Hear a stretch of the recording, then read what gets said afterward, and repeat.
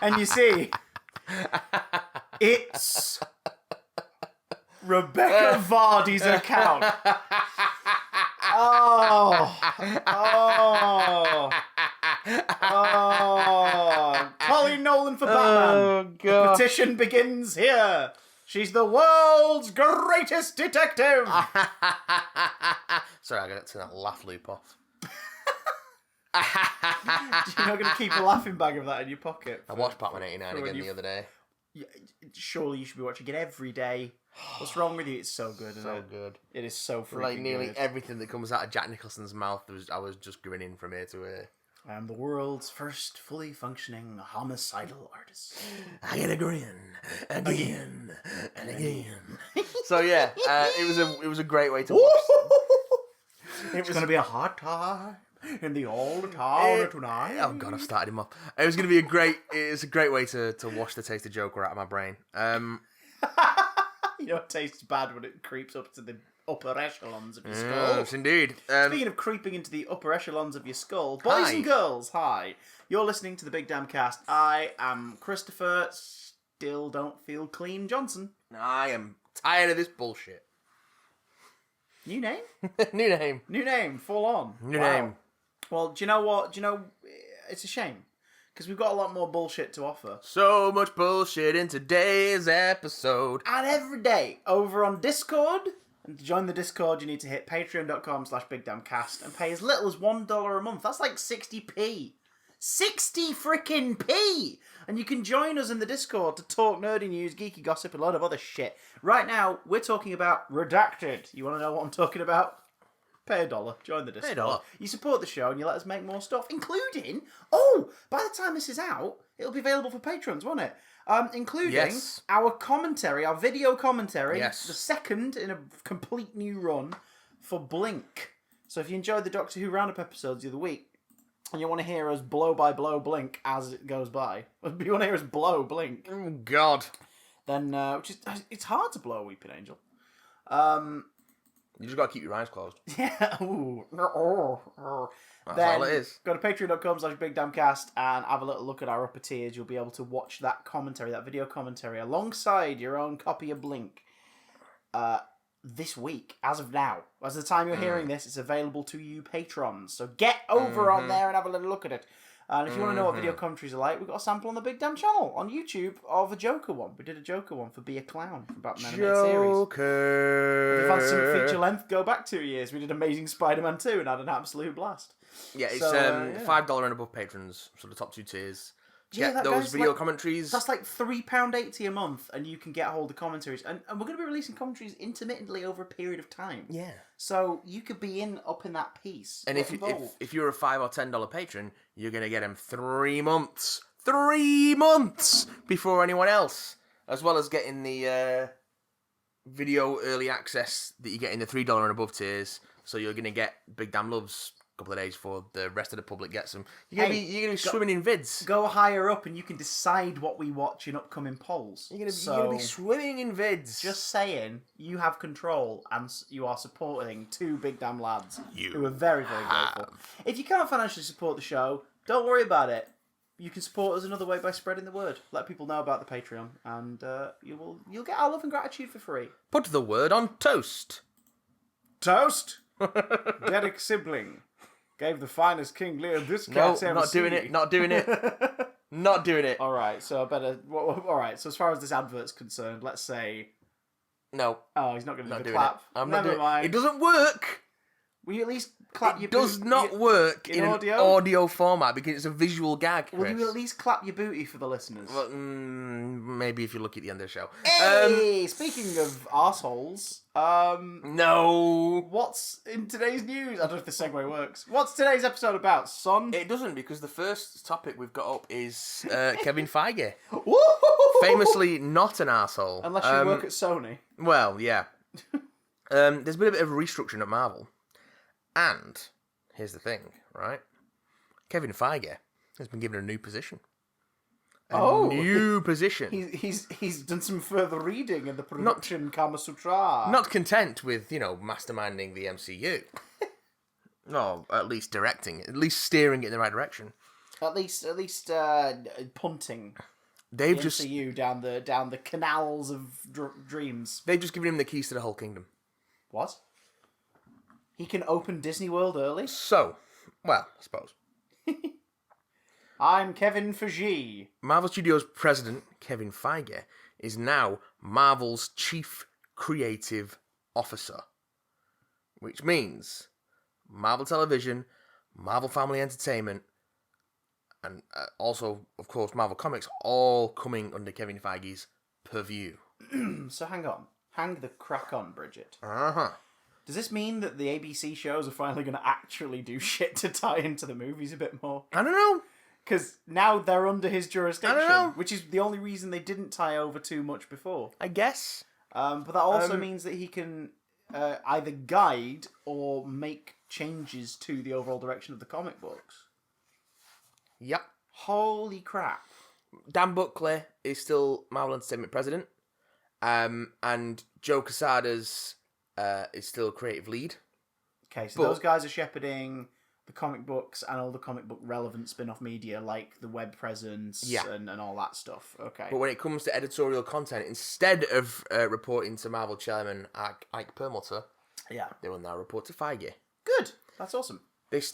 Buckley still reports to Perlmutter in regards to merchandising, publishing operations, sales, licensing. So basically, the money. And apparently video games.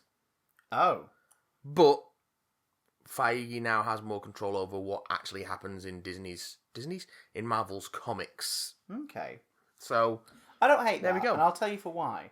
The guy clearly has an understanding of that world, so much so that he translated it beautifully to film. But he knows what works. Yeah.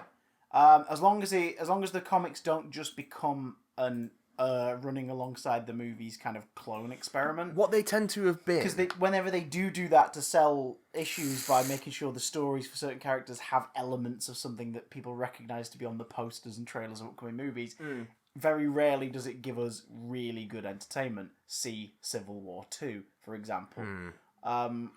Sometimes it works, like Spider-Man Back in Black. Spider-Man 3 came out, so they were like, we need him in the black suit. Why? Because that film's coming out. Right, well, we won't put him in the symbiote, but we'll put him in a black costume, and we'll use the current ongoing story to necessitate a reason why he would be going a bit more, like, hardcore and wanting to change his look a bit. See, what's been interesting, that the comics have been doing more and more since the success of the MCU, is they're basically using the comics as a test bed for ideas. Yeah. And just throwing stuff out there, seeing what people respond to, and then that stuff gets incorporated into the movies later on. Which I don't mind there, because at least in that way, the authors of the respective books have their say in the story they tell. They're just sort of given hey, could you try putting more of this in? Could you try doing a bit more with these characters? Yeah, because the comics tend to seem to be moving away from, one creative team staying on a title for long, long periods of time, and more like, okay, we're going to get these people in to do their take on this character. And then 2-3 years they'll do that, and then another creative team will come on and do their version of the character. So I know you've expressed frustration before at the amount of new number ones there are and such like that, and how many times the numbers restart, but it gives it a more sort of episodic structure to the ongoing Marvel narrative, which helps. In a way, I think it helps bring people in. You can be like, oh, why don't you go read some Thor? I don't know what Thor to read. Well, don't start at number 1. Don't go back to 63. You can do the JMS run, or you can jump in and do the I wouldn't recommend Jason starting Aaron with run. Matt Fraction, but yeah, like JMS or Jason Aaron. And then Jason Aaron's is bowing out early next year, and someone else is taking over. My only real continuous bugbear with all that is I just wish they'd release them as like 2019 issue 6. You know what I mean? Like so when you're collecting them, when you're following them, it's easier to know what follows when. That's my only bugbear. I think if you are collecting them, there are plenty of resources online that will point you in that right direction. Oh, true, but you have to even the trades are a little bit kerfuffly when you. I mean, I've been rereading Amazing Spider-Man over the last year or so, and I'm now into Brand New Day, and even a few issues way back before that, like it went from being Spider-Man Volume 2, issue like 30 or something during the JMS run, I'm pulling numbers out of my ass, but it was that kind of thing, and then the next issue was suddenly issue 542. And it's like, wait, what? Because they've gone back to like the original numbering. What is happening? They do it at milestone issues, so they went from like issue 53 or something to issue 500. Yeah. Because they've always done it for milestones. But like in separate books. So the only way you can see on the trades for a lot of trades where you're up to is on the back cover. There's a little caption that says collect issues, blah blah blah blah. So if one of them's like collects issues to 35, and then the next trade is collects issues 500 to blah blah blah. Like, if you are just looking in the shops trying to pick the book to read, apart from the fact that the Happy Birthday trade is the one that collects issue 500 and it's in the middle of a storyline, so it's collects issues. So that's not usually a problem because those milestone issues tend to be in the middle as like climaxes to big storylines. You dirt. And now they've got the Marvel Legacy numbering on the single issues.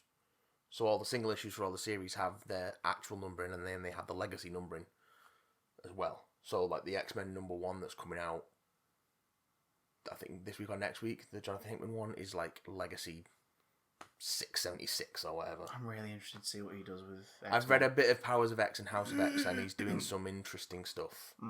Interesting stuff. I need to finish him. I'm looking forward to seeing what Mr. Developed Lore and Big Build-Up does with, essentially, Marvel's soap opera book. Well, he's set out his stall pretty fucking well in the first couple of issues each of Powers of X and House of X, so yeah, it's gonna go places.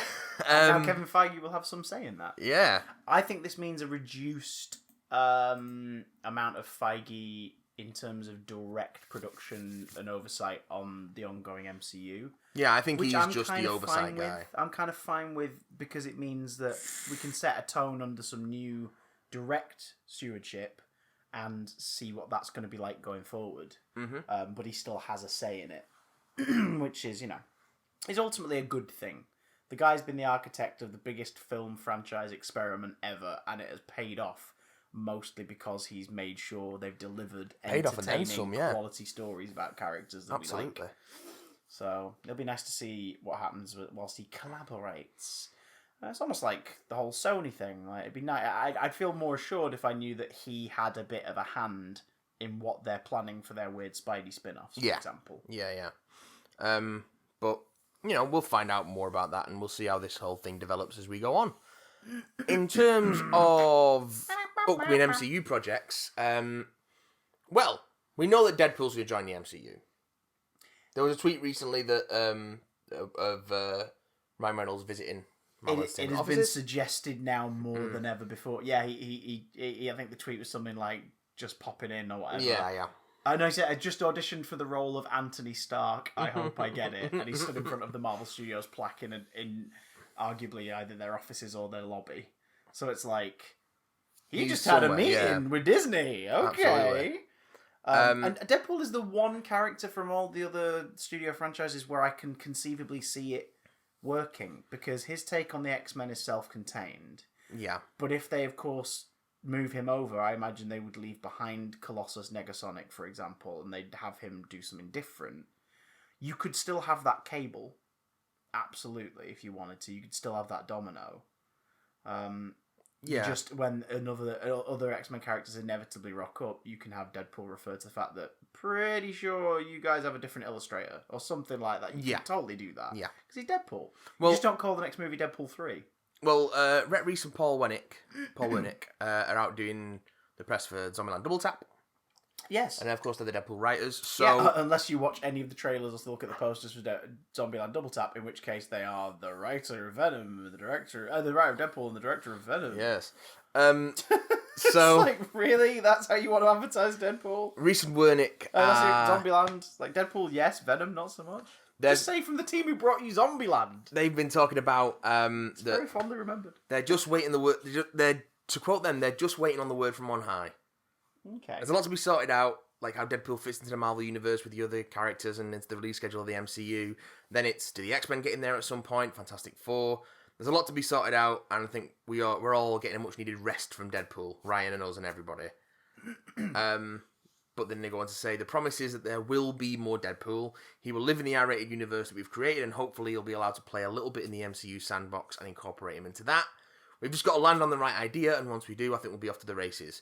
We wake up thinking about Deadpool, we go to sleep thinking about Deadpool, so there will be another Deadpool, and we just have to make it the right way. But then they also go on to say that they've not actually pitched anything specific to Marvel yet.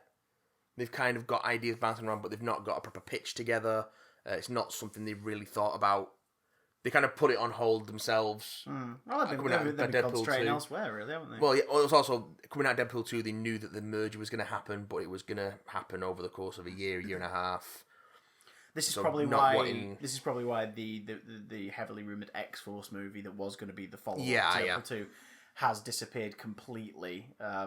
Probably because that was Fox trying to sort of go, come on, we get that ball rolling, but it's like, guys, you were about to be bought. Like, don't be making plans. They mentioned that they were looking forward to trying to get Deadpool going head to head with Chris Evans' Captain America, but obviously he's not doing that anymore, so that's out of the cover. But they also mentioned Spider-Man as a character they'd like to get to play with a little bit. I don't want that to happen. I know it works well in the comics, especially in its own contained series. It's probably going to happen. But I don't want the biggest kid-friendly character of the franchise to cross over with the R-rated character. No thanks. But they're kind of talking about how you kind of need a Colossus kind of character for Deadpool to play off, and they were hoping to do that with Captain America. But well, I mean, you still could do that to a degree. You could still just straight up do Colossus like that version. I know Vision's gone, but you could totally play Vision off against Deadpool. Vision's coming back somehow, probably, maybe. Who knows? Dares to dream. Also on the press circuit for Zombieland Double Tap, we got Ruben Fleischer, director of Zombieland and Venom. Director of Venom, and he's got a bit of advice for Andy Serkis, who's taken over Venom 2, and working on the script with Tom Hardy. Oh, Jesus. Tom Hardy's working on the script. And not only is Ruben Fleischer looking forward to seeing Woody Harrelson get to cut loose as as Cletus Cassidy, because we're getting Carnage. That's what's going to happen. You know why? What was the film Woody Harrelson was in the early 90s? Was he in Henry? Or was he in? Or was he in? He was in a serial killer. Natural Born Killers. That's the one. Henry Portrait serial killer was Rooker, wasn't it? I have no fucking idea. Right. So, Harrelson was in Natural Born Killers. Really popular movie. He plays a murderer. Yeah. Yeah. I guarantee the only reason Woody Harrelson is Carnage is because Avi Arad saw that movie at that time when these characters were big and went, "That is our Carnage." And like Venom, he's held on to it this entire time. No, the reason even though Woody Harrelson is now, no apologies to Woody Harrelson, way older than someone playing Carnage should be if you want the longevity of that part to continue. The reason we got Woody Harrelson as Cletus Cassidy in Venom is because Ruben Fleischer knows him from doing Zombieland with him and offered him a cameo. But he's also been attached to that part since the mid-90s. It's been him, Jim Carrey, and there's someone else, and it's passing me by at this moment. But those are the guys who've always been attached to be playing Carnage at some point. I don't. I'd buy Carey, weirdly. I'd probably buy Carey even more now as well. Yeah, because he can play sort of that weirdly unhinged thing but his kind of bursts of energy still give off that illusion that maybe this would be a serial killer who's still stuck in his youthful. We've still got Sonic to look forward to for a Jim Carrey performance. I'm not going to do a story on this, but have you seen the leaked images of the Sonic? Yeah. It just looks like the game Sonic, and as a result, does look better. It's not going to be a good movie, guys. Nope. No. I just hope that the artists put through that crunch have been paid a lot of money for their troubles, but we know they won't have been, because this business sucks.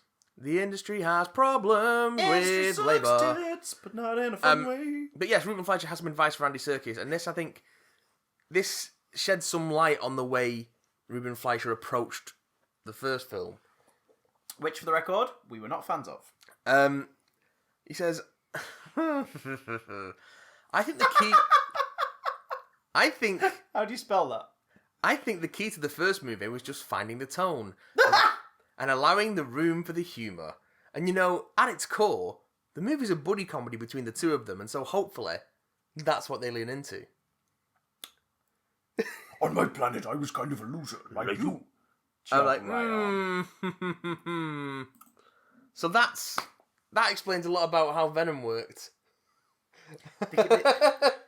Amy Pascal has been pushing again this week a bit more on the notion that, Well, yes, we of course do she has. intend for Tom Holland Spider-Man to cross over with Venom at some point.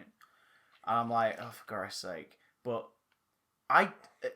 Oh God. even, Jesus Christ. even with Oh, how Christ, kind no. of like inexperienced that Spidey is, I don't fear for that Spider-Man, that version of Spider-Man's life against Venom at all. I think he'd deck this version of Venom out Oh yeah. so easily.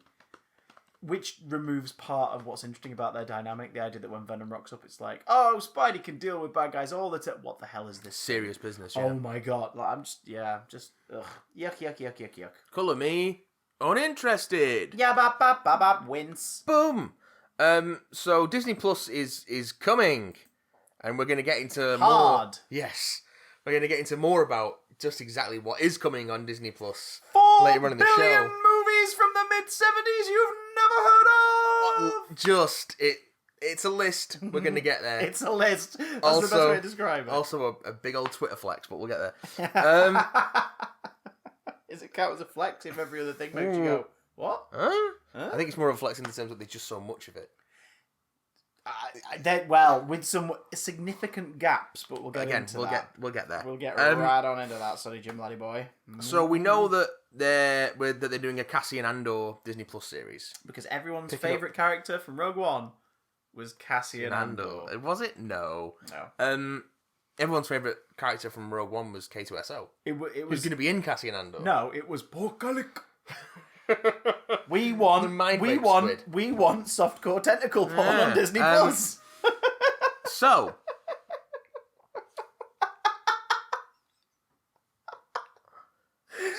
Well, that's the title of the episode.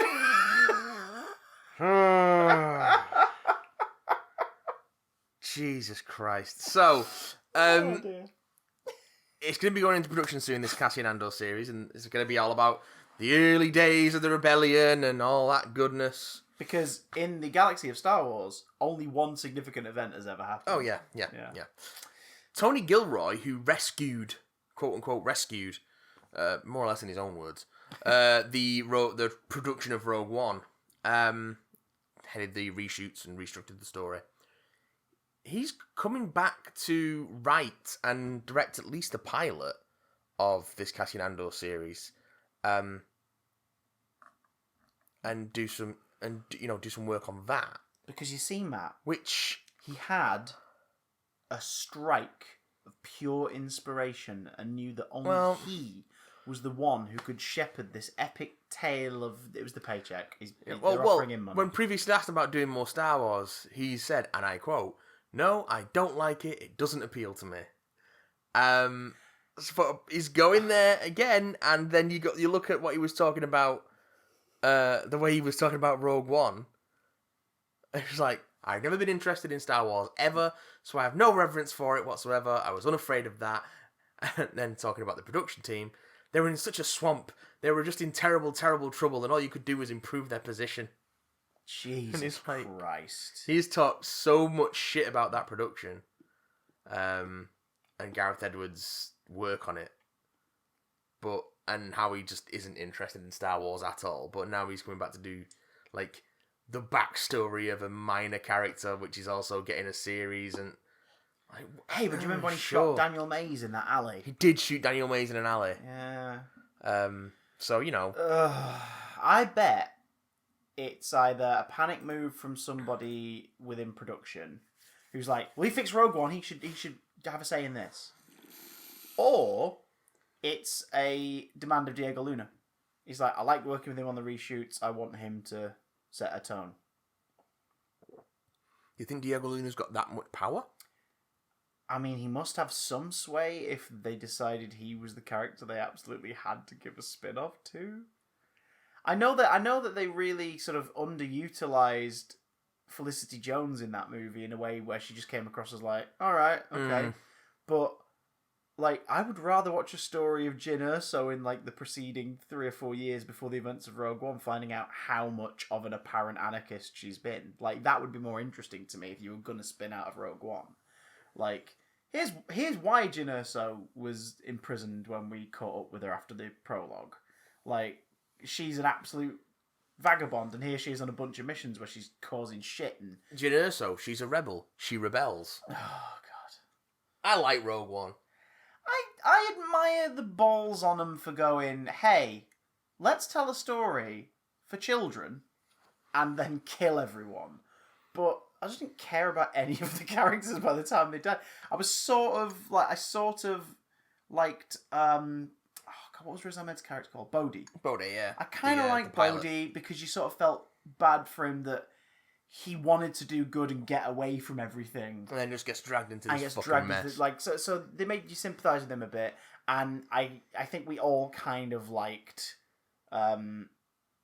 was it Chimera and Baze a little bit, because just their natural chemistry on screen was like, oh, these guys seem fun, but I wasn't invested in anybody. I wasn't heavily invested in a single damn character. No, I guess. So the notion of a spin-off from it does not get me remotely excited at all, unless you were like, Jyn Erso's an anarchist, here's a spin-off telling the story of her being an anarchist and doing shit. I don't think it gets Tony Gilroy particularly excited, because from the sounds of him, nothing does. Isn't it weird that we're getting Star Wars news nowadays and most of it usually makes us go, so we'll see, I guess. We'll see. Star Wars makes us go, oh, I'll see. Do you know what news made me go, oh, okay, I'm happy with this, though? Yes, the one I'm about to talk about. Abso-frickin-lutely Sonny Jim Laddie boy. We've got some casting news for Matt Reeves' The Batman, starring Robert Pattinson. As the Batman. Zoe Kravitz is Selena Kyle. I'm very happy about this. Zoe Kravitz is pretty damn great. She is pretty damn good. She's consistently good in stuff she's in. And she also has been Catwoman before in Lego Batman. She was the voice of Catwoman. Obviously, if that was more of like a cameo kind of thing, because all the villains in that, bar the Joker, were more just sort of cameos. Yes. But she was cast probably off of the back of the fact that, like Billy D. Williams before her nearly being Two-Face, she was nearly Catwoman in The Dark Knight Rises. There was horrible, creepy press at the time revealing that she was told by casting agents on that movie the reason she didn't get the part was she was, quote, too urban for it, which is usually white person speak for you're too black, but we don't want to sound racist. Yeah. Which is, that whole situation's bullshit. Like that, what fuck. Oh, you're just another reason to dislike The Dark Knight Rises, basically. Urban. Just another reason to dislike it. Yeah. The role, of course, in the end went to Anne Hathaway, utilising, I assume, the pre-production prep that she had been doing a few years prior for Spider-Man 4, where she was going to play Black Cat / the Vultress. Yeah. It's weird to think Catwoman is sort of this handed-around character instead of something that is properly celebrated and focused on, because she's an icon. Like, Catwoman is a comic book icon. She's one of the very few sort of female comic book characters that has punctured the pop culture zeitgeist in a way that people who don't read comic books go, oh, I love Catwoman. Catwoman's great. And it's great that she finally gets a chance to shine. Also, bisexuals unite, motherfucker. Like, we are getting some wonderful representation across the casting in this movie. I'm so happy. And it now expands. It now expands as well because we now know a few of the characters in it for sure. We know Batman's in it, obviously. We know Catwoman is in it. Jeffrey Wright has been confirmed as Commissioner Gordon. And Jonah Hill is in talks to play a villain.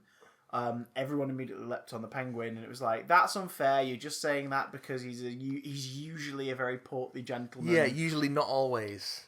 He yo-yos like crazy for roles. In a way that is like almost more impressive than Christian Bale's bullshit. It's alarming. Jonah Hill is not going like, look at me, guys.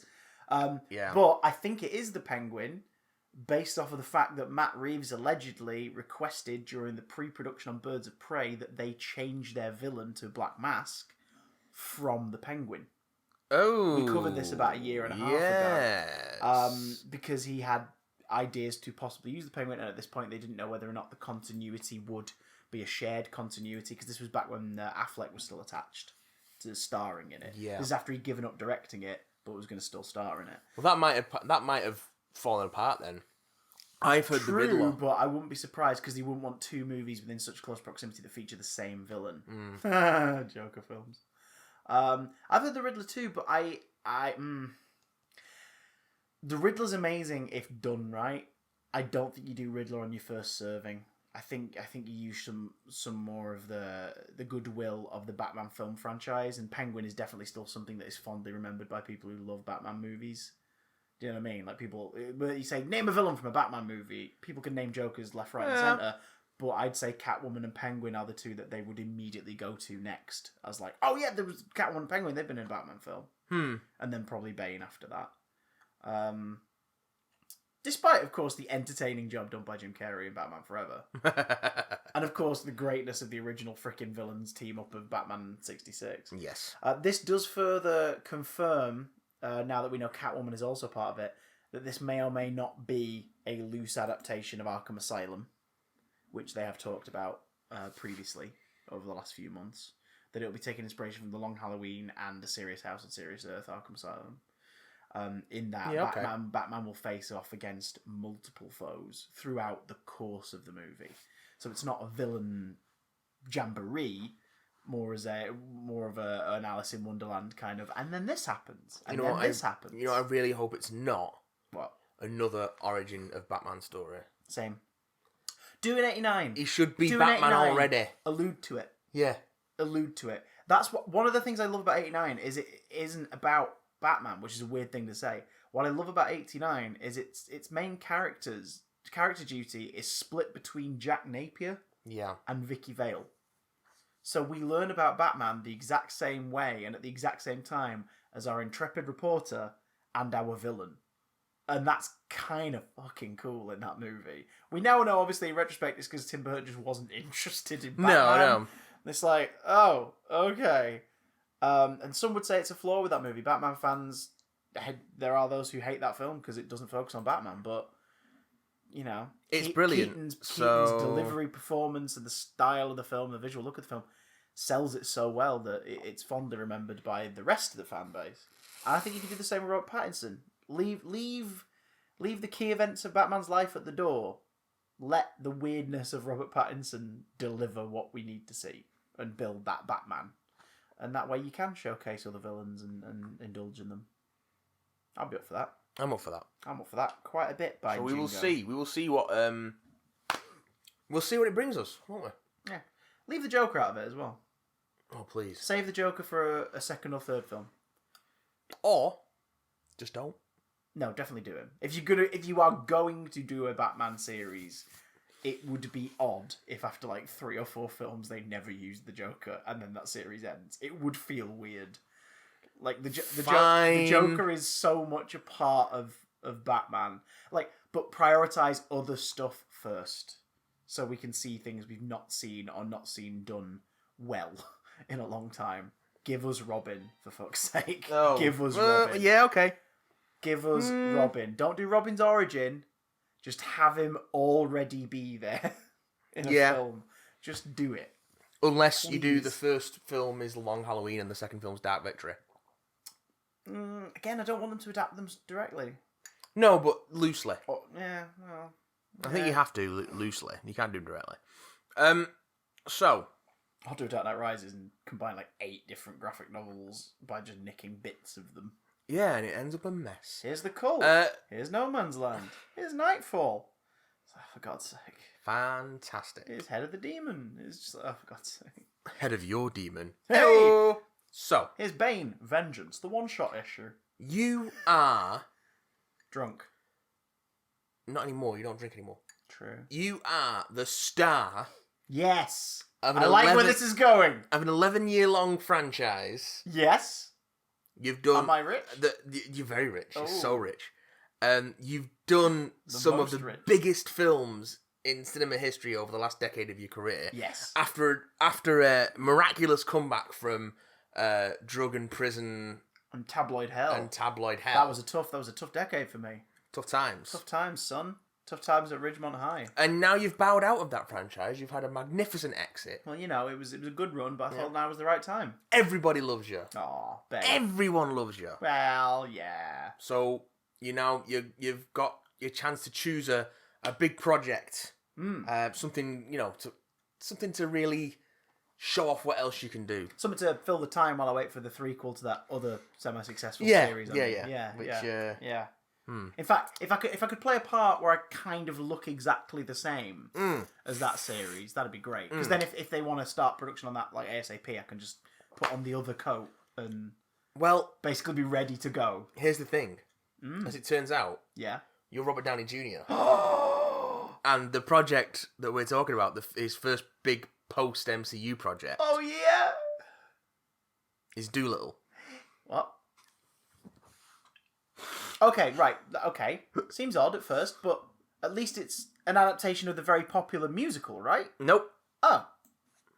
Is it at least a direct sort of remake of the original film adaptations that contain that same sort of spirit of small scale, not big budget, but really charming comedic overtones? Nope. This is based on... Is it a colour palette, washed out, sepia toned, big action adventure blockbuster with CGI animals that are all voiced by celebrities? Yes. Oh, fuck. This is based on the novel, Hugh Lofting's second Dr. Dolittle novel, The Voyages of Dr. Dolittle. The novel is 5 times the length of its predecessor. Jesus. With... Obviously more animals talking, this one. Yes. And... Oh, God. Yeah, it's Dr. Dolittle coming out of retirement. It looks like... Retirement?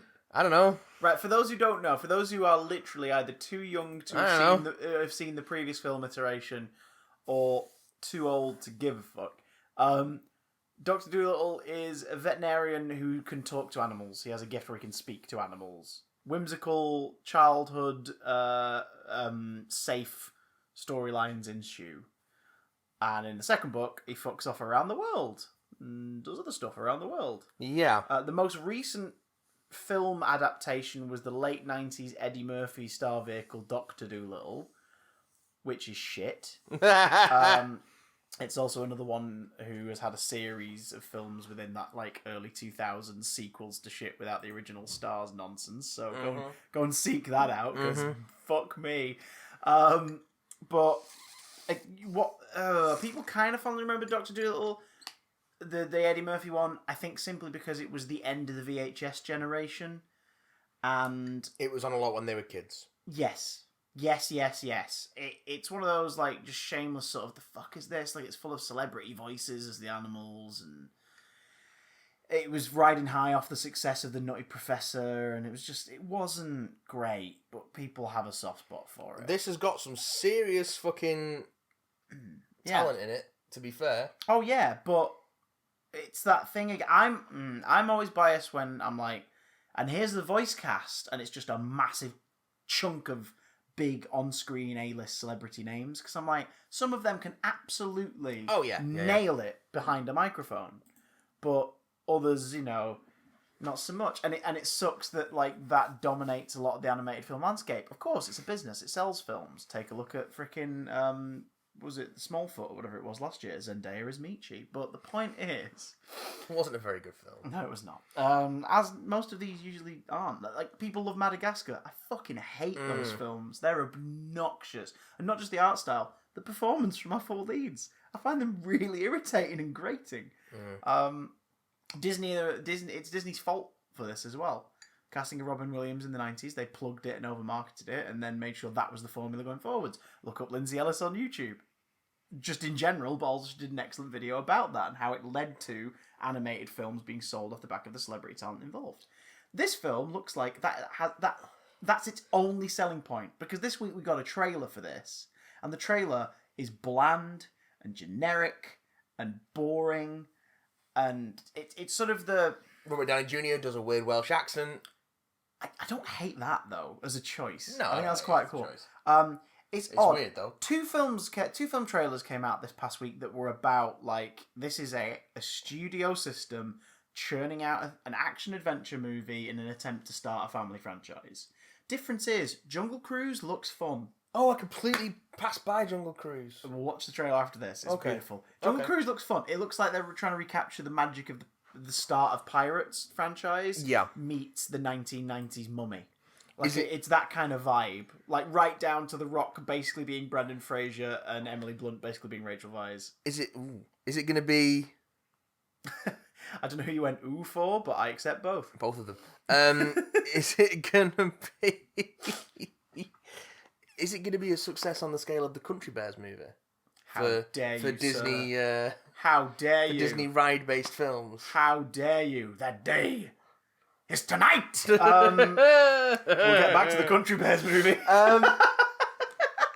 That's not the last you've heard of it in this podcast. So yeah, Downey is Doolittle and is joined by is joined in post-production by... joined on camera by Okay. Michael Sheen Oh? and Jessie Buckley playing a young Queen Victoria. Okay. I think the plot is he's got to like We'll go in there then. help Queen Victoria Of course. with the thing, and Of only course. he can help because he talks to animals. He talks to animals voiced by Tom Holland, Rami Malek, Emma Thompson, Ray Fiennes, Marion Cotillard, Kumail Nanjiani, Selena Gomez, John Cena, Carmen Ejogo, Octavia Spencer, Craig Robinson, Francis de la Tour, and yeah, it's a hell of a cast.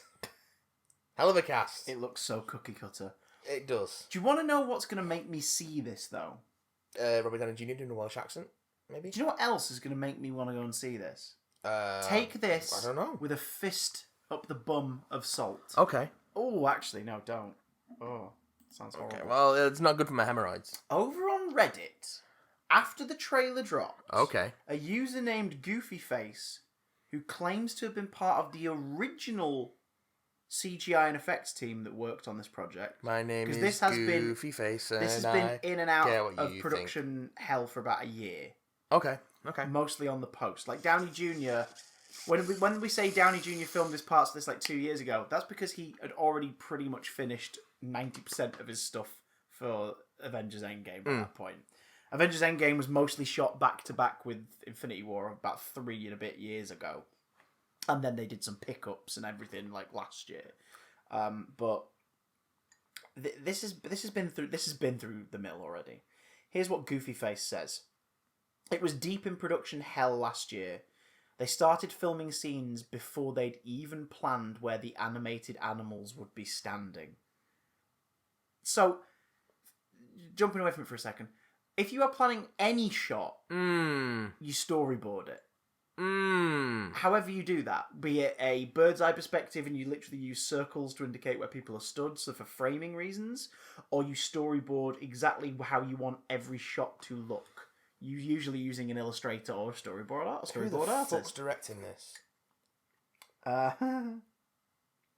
If you could bring up their name, it's great because they are in this story. Stephen Gaghan. Gagan, yeah. Previously directed Gold with Matthew McConaughey. Mm-hmm. Syriana in 2005. Abandoned in 2002. Done a lot of writing. Yeah. Worked on a lot of No, stuff. he wrote Call of Duty Ghosts. He was With the what? big... With oh no, I'm thinking Black Ops 1. I was going to say soap. No, Because it no. cleans up. Ghost is the one where they're like, we've brought in a big Hollywood writer to polish our script and you know and make sure that it's a great campaign story. Ah, yes, the writer of Traffic and Rules of Engagement. Sorry, what's that one there? Oh, Rules of Engagement, yeah. Beneath and, it, Traffic, and then... American Gothic, the TV series from the 90s. Of course. Oh, Sleepwalkers. Sleepwalkers. So, here's what Gagan got up to. You An ready? episode of NYPD Blue! Hey, don't knock it. Till you Jimmy do Smith's knock it. Do knock it. And then the batshit director went and got fired, which was a little too late after his insane outbursts and subsequent banning from stepping foot into both the lead concept art department and the lead pre-visual animation department. Then he demanded that the pre-visual department be fired because, quote, we can figure it out on the day, unquote. Yeah, Stefan, you can figure out where 5+ animated characters and RDJ are standing when you have 30 individual camera shots to film on a Monday morning, you fucking moron. They continue. Wow. They continue. Someone said, no wonder they had to bring in the Lego Batman director to write it and the TMNT director to helm reshoots. This is the latter word. They're not credited on IMDb. Yeah, these guys would have done the reshoots. It would have been one of those things where he'd shot enough of it, like with Bohemian Rhapsody. Oh, yeah. Where Bryan Singer got final credit, despite the fact the majority of the work was not by him. Goofy Face continued, we were long gone before another writer came on board, thanks to Gagan's apparent hatred of all things pre-production. So I can't attest to the state of things now, but man, if it's even remotely watchable, then the new guys deserve some fucking medals. We attempted to talk and show the director some cinematic sense, but he was literally insane. Almost put a fist through a new 8K TV because the talking goose wasn't on screen whilst it was talking in one shot, even though he asked the week before for us to move the goose out of shot because, quote, the audience doesn't need us to hold their hand and point them to every character that's talking, unquote. But here's the kicker. We had footage of him the week before asking to remove the goose off screen. It was Stefan's idea to record every meeting so that we couldn't misinterpret his instructions. You would not believe half the shit that went on during this film's pre-production. Here's a tidbit that I doubt anyone will truly believe. Stephen Gagan's dog is one of the most incredibly regal-looking motherfuckers I've ever seen. Which is a shame, because it's a stone-cold racist. Oh! And without a doubt will track down every human in the building with even the slightest drop of ethnic ancestry and bark. And I mean fucking bark. Like how a scrapyard Doberman guard dog might bark at a squirrel. With fucking death and violence at its very core. Wow. Every single non-pure white studio worker, it was like the end of days whenever that fucking beautiful dog came to visit with Stefan. Wow. So the guy who started and then left the production of this movie in charge of it had a talking animal sidekick of his own that was a blazing racist. Which doesn't come out of nowhere, might we add. Dogs don't just immediately hate people by the colour of their skin. No, not as far as I'm aware. They have to be taught that. So, that's creepy and weird. I can't wait to see this movie and watch how they've salvaged it. Probably not very well, because it's being released in early January. Yeah, because we're getting its first and probably final trailer now in late October. So it's award season. Oh, God. Hey! In the words of the once great Red Letter Media, fuck you, it's January! Oh, good Lord. Sweet baby Lord. Sweet baby Jesus. Go watch Jungle Cruise instead. Or instead of watching Doolittle in January, we'll go and watch, probably for a second time, the Jumanji sequel. Oh, yeah. Yeah. Oh, yeah. Next Level's out in December. Oh, yeah. We should probably be getting a second trailer sometime soon. Well, we're getting total film covers. So, on November 12th in the US. Oh, is this the main story, Sonny Jim? On November 12th in the US. Oh my God. Disney will be launching their big old dick Disney Plus streaming service. You know, which still no UK release date. Still no UK release date. I would imagine it's expected 2020. I would imagine if I was Disney, which I'm not, but if I had any sense, which I don't, I would try and get it out before the end of the year. Over here. God, yeah. How many kids are going to get, like, tablets or consoles at Christmas and be like, oh, I can watch stuff on this now, and then, boom, you get them a Disney Plus How many people are going to go and see The Rise of Skywalker and then be like, I really want to watch The Mandalorian? Yeah. Like, you just get it ready, I talked about this on the stream not long ago, like, I can't see them doing content deals with other, like, things like Warner Brothers did with DCU. Yeah. They did content deals with other providers outside of the US. Yeah. Like Swamp Things just popped up on Amazon Prime. And I can't wait to binge watch that mother trucker. But I can't see Disney doing that. After all they've done to get their stuff back under their control. Yeah. It seems weird to It would make seem other weird to territories then do wait that, yeah. or divide it up later at a later date. We'll see. But they They dropped a series of GIFs first containing, and they did it as a video containing many covers because you can pre-order this. You can pre-order a streaming service, Chris. I think they are That's offering something you can do now. they're offering perks to certain territories with the pre-order. Like I think that the perk is it's discounted. Yeah, You're buying like 3 months. you're buying like 3 months worth, and it's like a third of the price. Yeah. And they've released GIFs, but they've also released a video with some of the thumbnails. Basically, what they're doing is they're putting out the thumbnails for the main page. Like when you're scrolling through, here's your thumbnails. Mm-hmm. But they also released a giant ass thread of everything that will be available from day one. Let's dive into this thread. Chronological order. Missing, I shit you not, Song of the South. Oh yeah. Missing, we'll get there. Melody Time. We'll get there. It's really weird. Melody Time's in there. Melody Time's back. Okay, I'm up for that. Here we go. But Song of the South is missing. We start. And now the thing is, we'll get there, Chris. They've always hidden it away. We're gonna get there. And it's more obvious when you put everything out there and there are gaps. Because I'm sure some of this stuff we're going to touch on is... I'm pretty sure somewhere I've seen that problematic. They've got Cats and Dogs, Revenge of Kitty Galore or whatever, but they've not got Cats and Dogs.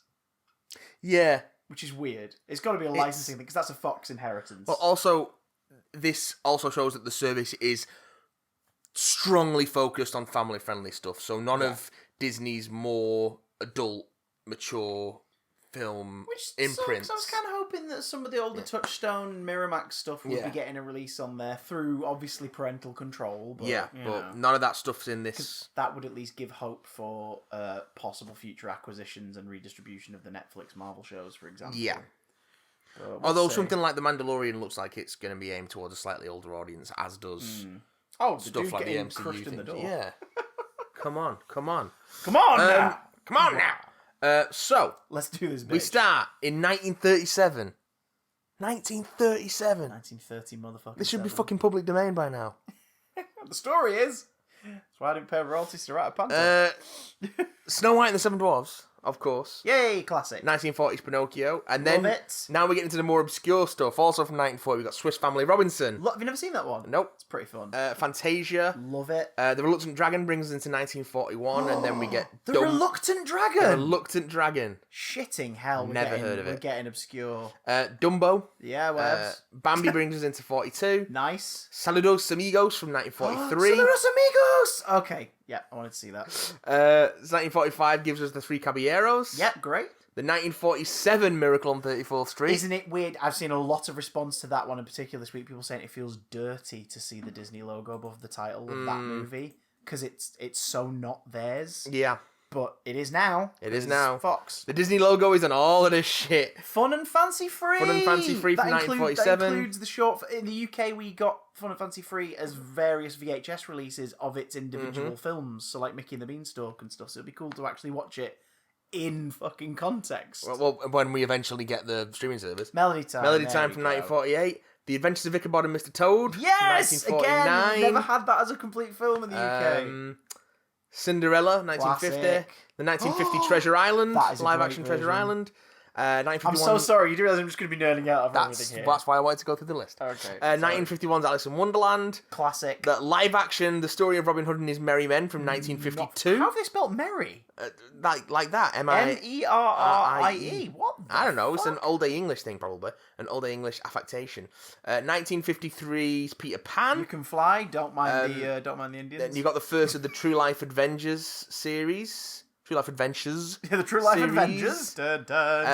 With The Living Desert. And then we've got The Vanishing Prairie from 54. Yeah. The 1954 live action. 20,000 Leagues Under the Sea. 20,000 Leagues Under the Sea. That's with such a great film. one Kirk Douglas. Big old jaw. David A Crockett. film that has lived on in the Disney legacy via its theme park attractions / points of interest. Oh yeah. So that's cool to see that it's a coming. We got the 1955 Davy Crockett King of the Wild Frontier, Lady and the Tramp. Yeah, the first of two. Yeah.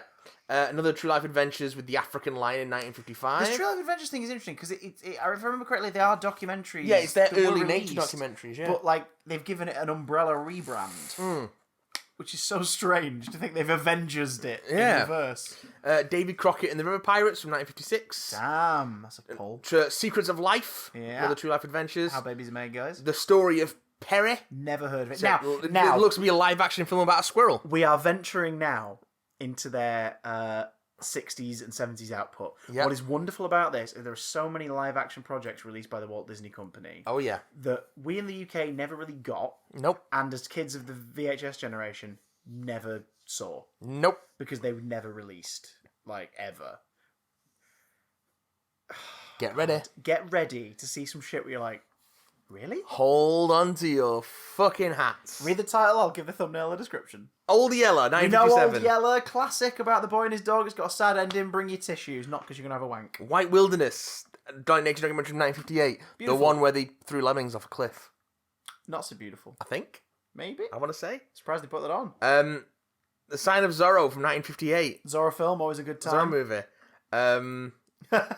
600 more replies. Let's load these up. 1959, Sleeping Beauty. Contains the greatest Disney villain in the animated canon and is a beautiful film. The Shaggy Dog. And a prince Live actually action. does something. Now we're getting into the weird live action stuff. We got Shaggy Dog. the Shaggy Dog from 1959. Darby O'Gill. O'Gill and the Little People. Hello there. Welcome to It looks like a film about Little People. leprechauns. Is that Yes, Sean it Connery as bloody well? is. May or may not be. The The original Journey to the Center of the Earth. Brilliant. Jungle Cat. Real Life Adventures. Life Adventures. Pollyanna. Based on the thumbnail, it's about a human girl and a giant face in the sky. Maybe it's a Lion King sequel. The 1960 Swiss Family Robinson. Yes, classic. Bank Holiday classic. 100 More Dalmatians from 1961. Second greatest animated villain from the original canon. She wants to murder and skin puppies. The Absent-Minded Professor. Now, this is interesting. That's Jerry Lewis, if I remember correctly. I have no idea. Probably. Let's find And out. this is the original Nutty Professor. No. This is the original Flubber. Flubber is an adaptation of this movie. Oh, shit. Yes. Oh, shit. The absent-minded professor is the same character that is then played by Robin Williams. It's Fred not a McMurray. sequel. It's not Jeremy Lewis. Not It's Fred Fred McMurray. So Jerry Lewis was in one of the others. I can't remember. He was in the original Nutty Professor. Oh, there you go. He's in one of them. So this is the absent-minded professor. This is the genesis of Flubber. Wow. Yeah. Because there's a whole genre of films just about weird inventors. 1961's The Parent Trap. Classic. We're going to be having a lot of people And looking at these and arguably going... better than the early 2000s one. Yeah, but we're going to be having an awful lot of people going, wait, that was a movie before it was the movie that I know? Mm-hmm. And this one's better because it's actual twins. Greyfriars Bobby, which is about a dog. It's a live action film about a dog. Babes in Toyland. Wait, hang on. The 60... Okay, so... 1961 we're in now. I think this is the remake. I think there's one that precedes this one. So this isn't the one with Laurel and Hardy in. Okay, never mind. It's not on this list anyway. 62's Prince and the Pauper. Live action one. Yep, so forget your Mickey adaptation. That's probably in here, though, let's be honest. Almost Angels from Never heard of 1962. it, but it looks like a William Shatner-looking motherfucker conducting a ghost Yeah, Napoleon boy The in the Ghost sky. Napoleon boy and a conductor man. Sammy the Way Out Seal from 1962. We are hitting the child befriends of spunky animal territory, boys and girls. 1963 is The Incredible Journey. Which, of course, was remade later as... Homeward Bound. Homeward Bound. Even the Homeward Bound is an original! 1963 is The Sword in the Stone. Yes, which is an animated piece of garbage, but I love it. Mary Poppins. Of I mean, course. one of the greatest movies ever made. Emil and the Detectives from 1964. Which looks like Sylvester McCoy's dad and Will Poulter's grandfather kidnap a small child in a suit. Yeah, it looks like it. Those Callaways from Those 1965. Callaways. I bet it's about homesteaders. All I'm saying is there's people on horses and they're a ghost couple in the sky with which just makes migrating me think of, ducks. Which just makes me think of The Sound of Music from Disney owned the Sound 1965. of Music now. Yeah. That is weird. That Darn Cat from 1965 looks like some live-action animal comedy. One of those films where the name has outlived the film. 1966 is the Ugly Dachshund. Yes, because the ugly duckling about a sausage dog is what we all want. The Adventures of Bullwhip Griffin. Now, I'm not gonna lie. That looks charming as fuck. That looks like a western, all That right. is also probably the best thumbnail they've made so far. Yeah, because it's got a damn frame. that's really there's good. Perspective popping. The title's on an old style sign. Coming up next, an absolute stone cold motherfucking classic. The Jungle Book, 1967. Ba-ba-doo-doo-doo-ba-doo, followed by 1968's Blackbeard's Ghost. I'm up for that. Is that the one Peter Ustinov? No idea. I'm up for Maybe. Blackbeard's Ghost. 1969's The Love Bug. Herbie's The franchise first outing. starts here. Boys and girls. Kurt Russell has entered the arena. Yes, he has, with his 19 tiny, fresh mannequin face. 1969 is The Computer Wore Tennis Shoes. Again, a film whose title has always outlived the actual damn movie. Yeah, this is Kurt Russell is in a lot of early live action Disney stuff as a young man. You will be seeing his face a lot through the early 70s on this Disney Plus voyage. And based on this, he was born at the age of 35. Yeah, looking at it. The Aristocats from 1970. Beautifully Love the animated. Aristocats. Everybody wants to be a cat. The Barefoot Executive from 1971. Another Kurt Russell joint. Kurt Russell and a chimpanzee. and a briefcase full of bananas. The Sold a ticket. Someone, after hearing that, has bought a subscription. The $1 Million Duck from 1971. I mean, It looks like it's the goose that laid the golden egg. it looks like a that's film. what it is. It looks like a film called $1 Million Duck. Yeah. Like, there's no other way to describe the image. Bedknobs and Broomsticks. A witch played by Angela Lansbury fights Nazis with possessed suits of armor after Mr. Banks plays animated football against a lion in a crown. And what's the cat This called? is one of the most metal movies ever made. What's the cat called? What is the cat called? Cosmic Creeper. I mean, come the fuck on. Seriously. Traguna McCoy. I mean, let's just... Oh, look. 1972 brings us... The first ever poster where whoever designed the font just gave up. This looks amazing. Justin Morgan had a horse. That's the title. That's the title. It's a man in a pink shirt petting a horse next to a young girl, and the text and font is all in different colours and lowercase and uppercase, and it looks Disney's- like they don't give a shit. Disney's strong titles is followed up again in 1972 with The Biscuit Eater. Oh my god, it's another Ghost in the Sky poster. Ghost in the Sky poster. A lot of these are just like ghostly images in the sky in front of a field. Ghost Riders in the Sky. This one's a ghost dog. 1972 also gives us the Snowball Express. That looks like a straight to DVD early 2000s. It does, family doesn't it? film. It's That's weird. really weird. 73 we've got the animated Robin Hood. Yeah, another classic, but again, also kind of shit. Uh, Just saying. 74 we got Herbie Rides Again, Because of course Herbie rides again. He's a sentient vehicle. along with The Bears and I. Oh, Guy likes bears. guy likes bears. Don't we all? Maybe he's their cub. The Castaway Cowboy. What? Is he in the sky? He's in. I Is guess he a so. sky ghost, Matt? He's a Sky For Ghost. fuck's sake. The Strongest Man in the World. Another Kurt Russell live action movie. Is he the strongest man in the world? Looks like it. Oh my god, He's look holding at up him. those weights. Look at his average build and yet Hold- his ability to amaze those people. Holding up those. They are weights. dangerously close to being crushed to death. I know, right? That's so weird. Escape to Witch Mountain. Escape the beginning of the Witch Mountain series. The Apple Dumpling Gang. I Don't know. Don't if have you a like clue. bug-eyed cowboys, then you're gonna love the Apple Dumpling Gang. Do you know what else you're gonna love? Especially if you like horses in sportswear helmets Gus. and men shouting while staring in the middle distance. Is this a film about a baseball playing horse? Matt, if it is, buy me 7 subscriptions That for looks. Christmas. Mm. I'm sold. The Treasure of Matecumbe. AKA, we are making this thumbnail look as close to the Pirates of the Caribbean series as we can. Please click. Definitely is not that because it's a 1976 live action movie. The Shaggy DA. Fuck off. I think this That is. is literally a That's a dog horse. That's a dog in a suit. in a suit That's wearing a dog spectacles. in a suit. I- You're not supposed to wear a suit. You- You're a dog. human proportions from the neck down, Matt. It's a dog man. In every way except physical, I am a shaggy dog. No, that sure makes for a Freaky Friday. The original 77 version, which the is coming out. original. The Many Adventures of Winnie the Pooh. Also I from love 77. that film. Oh my god, I love that film so much. It's wonderful. It's freaking marvelous. I am just a little black rain cloud. It's gorgeous. Please watch it. Also, Star Wars: A New Hope. Sorry, Star Wars. Star Wars. Name them properly, Disney. Fucking hell. Star Wars: A New Hope. The Rescuers. Charming. I love the Rescuers. It's charming. Um, Herbie goes to Monte Carlo, and two sky ghosts smile and scream. More sky ghosts. Take a shot for sky ghosts. Pete's Dragon.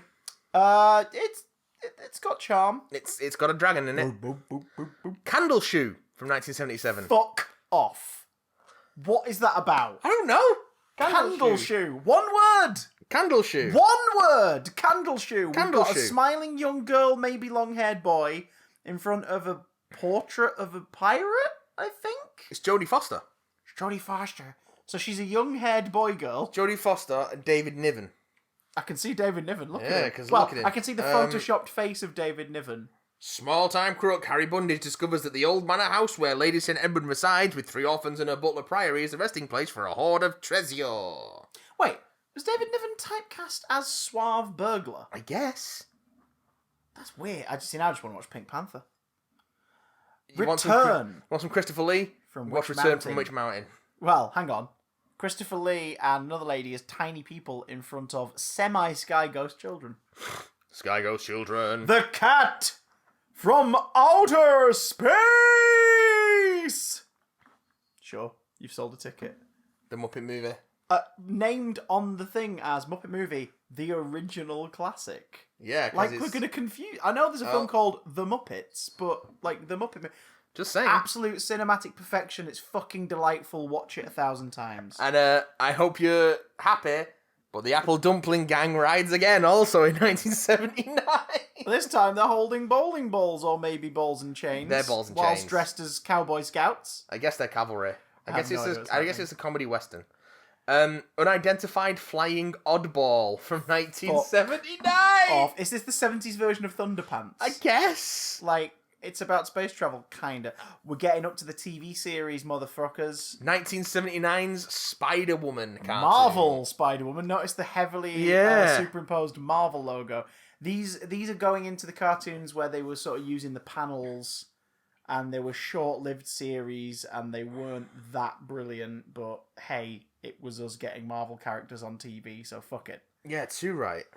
Also, Also, why isn't her bum arched up behind her back in a creepily unnatural way?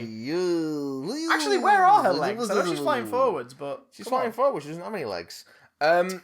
Flying people don't need legs, Matt. They just take them off. Save space. They still fly without the legs. Absolute live-action sci-fi classic, The Black Hole, AKA featuring the late Robert Foster. AKA Disney saw Star Wars and went, we Yeah. need to do that, and then made a film that made you go, the fuck is this? Black Hole is so weird. I love it. It's so weird though. The title treatment there makes it look like they're trying to sort of Armageddon it. Oh yeah. It's really weird.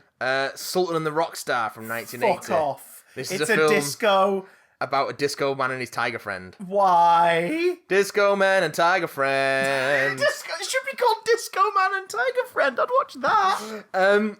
Empire Strikes Back. Yay! Incorrectly titled as Star Wars, The Empire Strikes Back. What's with the scrolling these? They've done that on a few of them now, where the is vertically inserted next to the second word of the title. Oh, the letterer just couldn't fit it in. All that money. Herbie Goes Bananas in 1980. Yeah, he fucking does. The Ghosts of Buxley Hall. I think they might actually be literal sky ghosts. All I there. know is I see people in the skyline in the poster, but Yeah. they are possibly the ghosts, so they are sky ghosts. Ergo, they are allowed to be sky ghosts. 1981's Amy. Hi, Amy. Don't know what that is. Yep. The Great Great Muppet Muppet Caper! Caper! Because the plot of the previous 2 decades worth of films about crooks had to be applied to the felt characters. Fox and the Hound. Freaking great. This 1980s Spider-Man cartoon. This is the one that double billed with the next entry. Spider-Man and his amazing friends. What I found fascinating about those two cartoons is they didn't share a continuity, Nope. but they shared designs. Very strange. So, like, if Doctor Doom appeared, as he did frequently in Amazing Friends, if Doctor Doom appeared in both, he would look the same, but there would be no reference to the other show's existence or previous adventures. Very odd. And different voice actors. Bring me pictures of Spider-Man. Tron. Yeah. Disney That came out in acquired that 1982. quite a while back, so fair enough. No, they made Tron. Did they? Tron's a Disney movie, yeah. Was it a Touchstone picture? No, I think it was straight up live action Disney movie. Damn, good on him. Um, It is a classic. Star Wars: Return of the Jedi. That's a bit of a bland thumbnail, really. But what they've done is they've taken like one of the Drew Struzan posters and They're put it the on the right-hand the same. It's the artwork they did for the special editions. side. Yeah. Uh, It just as a thumbnail, it just seems rather unexciting when Amy's gone to the effort of just using a screen grab of 2 people crouching in a field. Speaking of crouching in a field, but this time because you're going to shit yourself. Return to Oz. If you've never seen it, go in blind. It's so weird. I love freak it. yourself I out. love it. It's so odd. Wheelers are horrifying. The Black Cauldron. An underrated classic. Underrated, is it? Yeah, people hate the Black Cauldron. The Adventures of the Gummy Bears. Gummy bears From 1985. bouncing here and there and everywhere. The Journey of Natty Gann. Wait a second, scroll back up. Fuck Natty Gann. The Gummy Bears. The Gummy 85. Bears. 85. So when we were binge watching that as kids, Yeah, they were nearly 10-year-old repeats I guess. that I guess ITV had acquired for Dig It. How strange is that? You know, the Gummy Bears only came into existence because Michael Eisner was the boss at that point of Disney. Yeah. Michael Eisner, who did some amazing things for it as a business, but some terrible fucking creative things for it. Yes. And he only made that show because his kids like gummy bears. So he said, make a cartoon about those gummy bears. We'll buy the rights to them. So he did. That's why it exists. The reason they shared the name with the candy is because they bought the rights to the television adaptation of the candy. Well, that's not Disney started as they meant to go on. The Journey of Natty Gann, an early live-action joint for John Cusack. Yeah, it also appears like he may or may not be a Sky Ghost Indiana Jones. With a dog. One Magic Christmas from 1985. I don't know what that is, and the thumbnail just says it's the same as every Christmas movie ever made. Mr. Boogedy! A.K.A. a man with the plague in a thumbnail that will become legendary because it's already being memed. Yep. Right. Okay. 1986 is Okay. Fuzz Bucket. Now, Matt, tell the good people what you see whilst I bring up something that is going to make your day. I see a middle-class American family huddled round what appears to be a sort of weird. This is a special effects suit. This is a practical full-length suit. Combination of an Ewok and Alf. Yeah. Internet comedian and voice actor Brock Baker was so fascinated by this one thumbnail and the seeming existence of a movie he'd never fucking heard of before that he created alternate titles for it. And I'd like you to Fuzz read Bucket. them. I'd like to read them verbatim. So that's the original These are Brock title. Baker's alternate titles for Fuzz Bucket. Butt Fuck It. Fuck Puppet. Untuck It. Chum Bucket. John Lovitz. God damn it. Fuddruckers. And Brock Stop It. Please, Brock, stop it.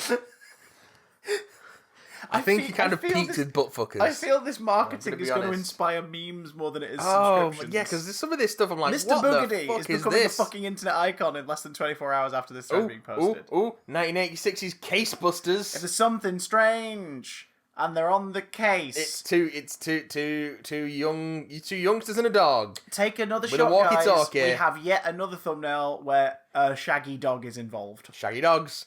The Great Mouse Detective. Or in the UK, Basil, the Great Mouse Detective, because one word makes the difference. Great freaking underrated movie. You know my wife, who's a massive Vincent Price fan. Your wife? My wife is a Yeah. massive Vincent Price fan.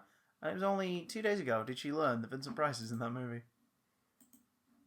He's probably just blinded by Rattigan's fabulousness. He is He's fucking fabulous. Um, The massive amount of gay undertones in that movie is wonderful. worth a stream alone, eh? All I'm saying is, if you have to do a prequel and a remake Disney, I'd like a prequel to Basil, which shows Basil and Rattigan's definite relationship beforehand, please. Flight of the Navigator from 1986. Furries will have a field day. Flight of the Navigator, a classic.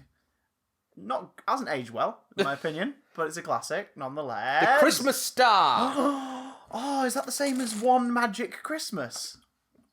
Looks like it. You've got a ghost, a sky ghost Santa Claus, And Sky Ghost children who look and sky fucking ghost. terrified They're to like, see oh no, this enormous star. Benji. Yes, the Hunted. Hunted. Oh, they're putting Benji the Hunted on there. What the fuck is Benji the Hunted? Benji, right? So Benji belongs to the same sort of franchise as the Little Hobo, Littlest Hobo, and things like that. Stories of these downtrodden dogs who wander the country and get into adventures. But it has such a dark fucking... I mean, that is a metal title. Benji the Hunted. It's also a Christmas movie. Sure. Can you tell from the red background and the golden text? DuckTales. Woohoo! Yes, put the complete original DuckTales on there. I'll watch the shit out of it. Yeah. Thank you very much. 3 Men and a Baby. Is now a Disney movie. It's now a Disney movie, I guess. Look at young Ted Danson, not quite looking as attractive as old Ted Danson. Old Ted Danson is a thing to behold, man. The New Adventures of Winnie the Pooh. This is the TV series that, again, 90s kids in the UK grew up with the repeats of. Mm-hmm. Yes, please, yes, please, yes, please.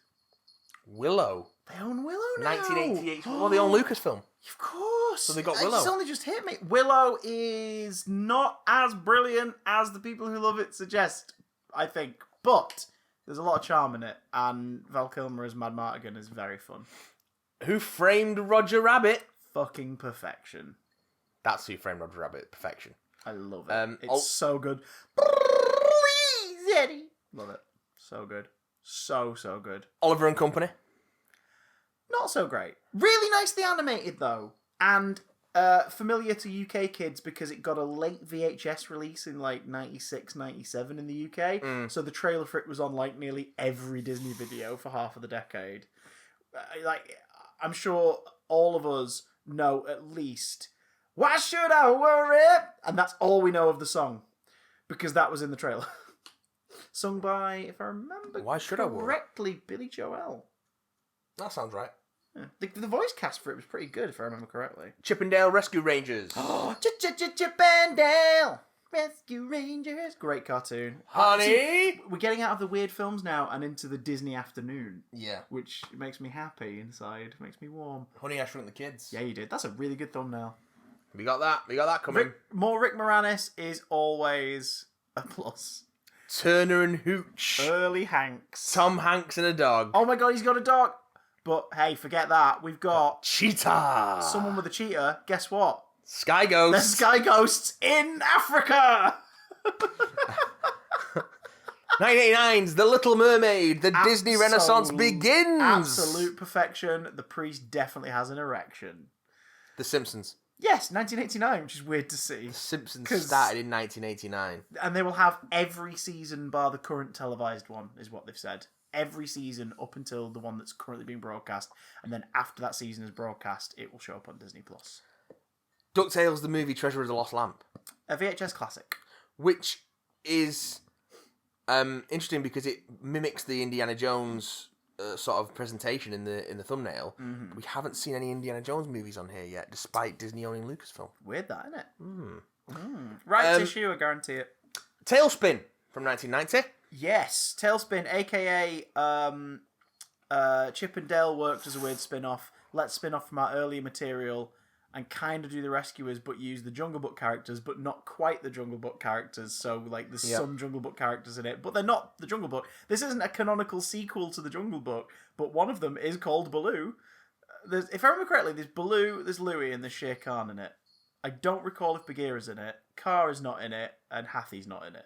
Surely it should be Bluey. Get out. The Rescuers Down Under from 1990. Love it. Yeah. Absolutely love it. It's the Iron Man 2 of the Disney Renaissance. It was the holdover movie before they were like, we'll give you more of that new good shit, but first here's a sequel to the first one. I love Joanna the Lizard in it. Yes. Creepy as fuck. Also, stellar cast as well for those. 3 men and a little lady. Ted Danson still 1990. doesn't look quite right. Who is it? It's Ted Danson. Ted Danson, Tony Danza. Tom Selleck. Tom Selleck, not Tony Danza. And Steve This guy. Guttenberg. Stephen Guttenberg, the Goot. The Goots. Um, It's all Goot. White do you remember, Fang. do you remember when you could listen to Smodcast prior to the past 6 months episodes? That was great. White Fang. Shut up. Is that Wolf a Sky Ghost? Or is it in the 1991. Horizon? White Fang. Is it in the Horizon or is it a Sky Ghost, Matt? You need to Shipwrecked. let me know. Shipwrecked has a Sky Ghost ship. And That that's is from 1991. That looks like a 1975 movie. I was going to say it looks but much older. it's 1991. The Rocketeer, baby. If you've never seen 1991 this, was The Rocketeer. if you've never seen this and you love the MCU, watch The Rocketeer. It's Joe Johnston directed. It was his trial run. For 2 decades Captain early. America. 2 decades Yeah, early, he made basically. Captain America, and then 2 decades later, he got to make Captain America. Give it a go. Darkwing Duck in 91. Darkwing Duck. I am the terror that flaps in the night. There was no way he was not going to say that, let's be honest. Beauty and the Beast from Also 1991. Avengers level stuff, because Darkwing Duck features Launchpad McQuack, who of course is from DuckTales. Crossover shit, mother lover. And yet, Launchpad McQuack never showed up in Tailspin, which is a show about air flight and travel, so you'd think he would have popped up in it. No, because it was Balooey's domain. Balooey, Conflooey. Beauty and the Beast from 1991. Best animated movie they've ever made. Don't at me. Newsies from 1992. Bit of live action musical on the go. It's beloved, but couldn't give a shit about Newsies personally. Fucking Sister Act. They own it now. It's Fucking theirs. it's a weird pick. Sister Act, aka this film is way darker than you remember it being. Honey, I Blew Up the Kid. Yeah, the series continues. Goof Troop. Yeah, the animated show. Not great, but you know. Now we're Goofy's getting good. into TV continuations of films. Yeah, I love how Little they're calling Mermaid- it the Little Mermaid series. Little Mermaid series. It's fine. Oh, Dun dun dun dun dun dun dun dun. X-Men 1992 animated series. Yes, please. 1992's Aladdin. Oh, I love it so freaking much. The Muppet Christmas Carol. Best Fuck, Christmas 1992 movie. was a good year. Best Christmas movie for children ever made. The Adventures of Huck Finn from 93. Again, looks like a mid-80s, late 70s production. It's Weird. like a holdover. It's really weird. So does The Sandlot. The About a Sandlot. kids' baseball team. But none of Yep. them are Sky Ghosts, so fuck it. No Sky Ghost in this one. Life with Mikey. What? Looks like an early Michael J. Fox joint. Well, later Michael J. Fox joined. Oh yeah, of course. He looks. It's a 90s one. It's Michael J. Fox moving into dad roles. Yeah. Oh, that's upsetting. Not a fan of that. Life with Mikey. Life with what Mikey. the fuck is this? I don't know, but there's a kid who wants to fight him. There's a kid who's doing ballet, but looks like she also is going to kick him. And there's a kid waving a hat around who's Oh. supernaturally taller than the other children. He plays a child talent agent, a former child star who's now a child talent agent. That's what Life with Mikey's about. Oh. No. Rookie of the Year The from sports movies 1993. continue. Bad News Bears inspires a shitload of Disney knockoffs. Hocus motherfucking Pocus. The internet's favourite Halloween movie. It's very good though, isn't it? Yeah. Doug Jones is astounding in it. That's all I'm saying. Bonkers.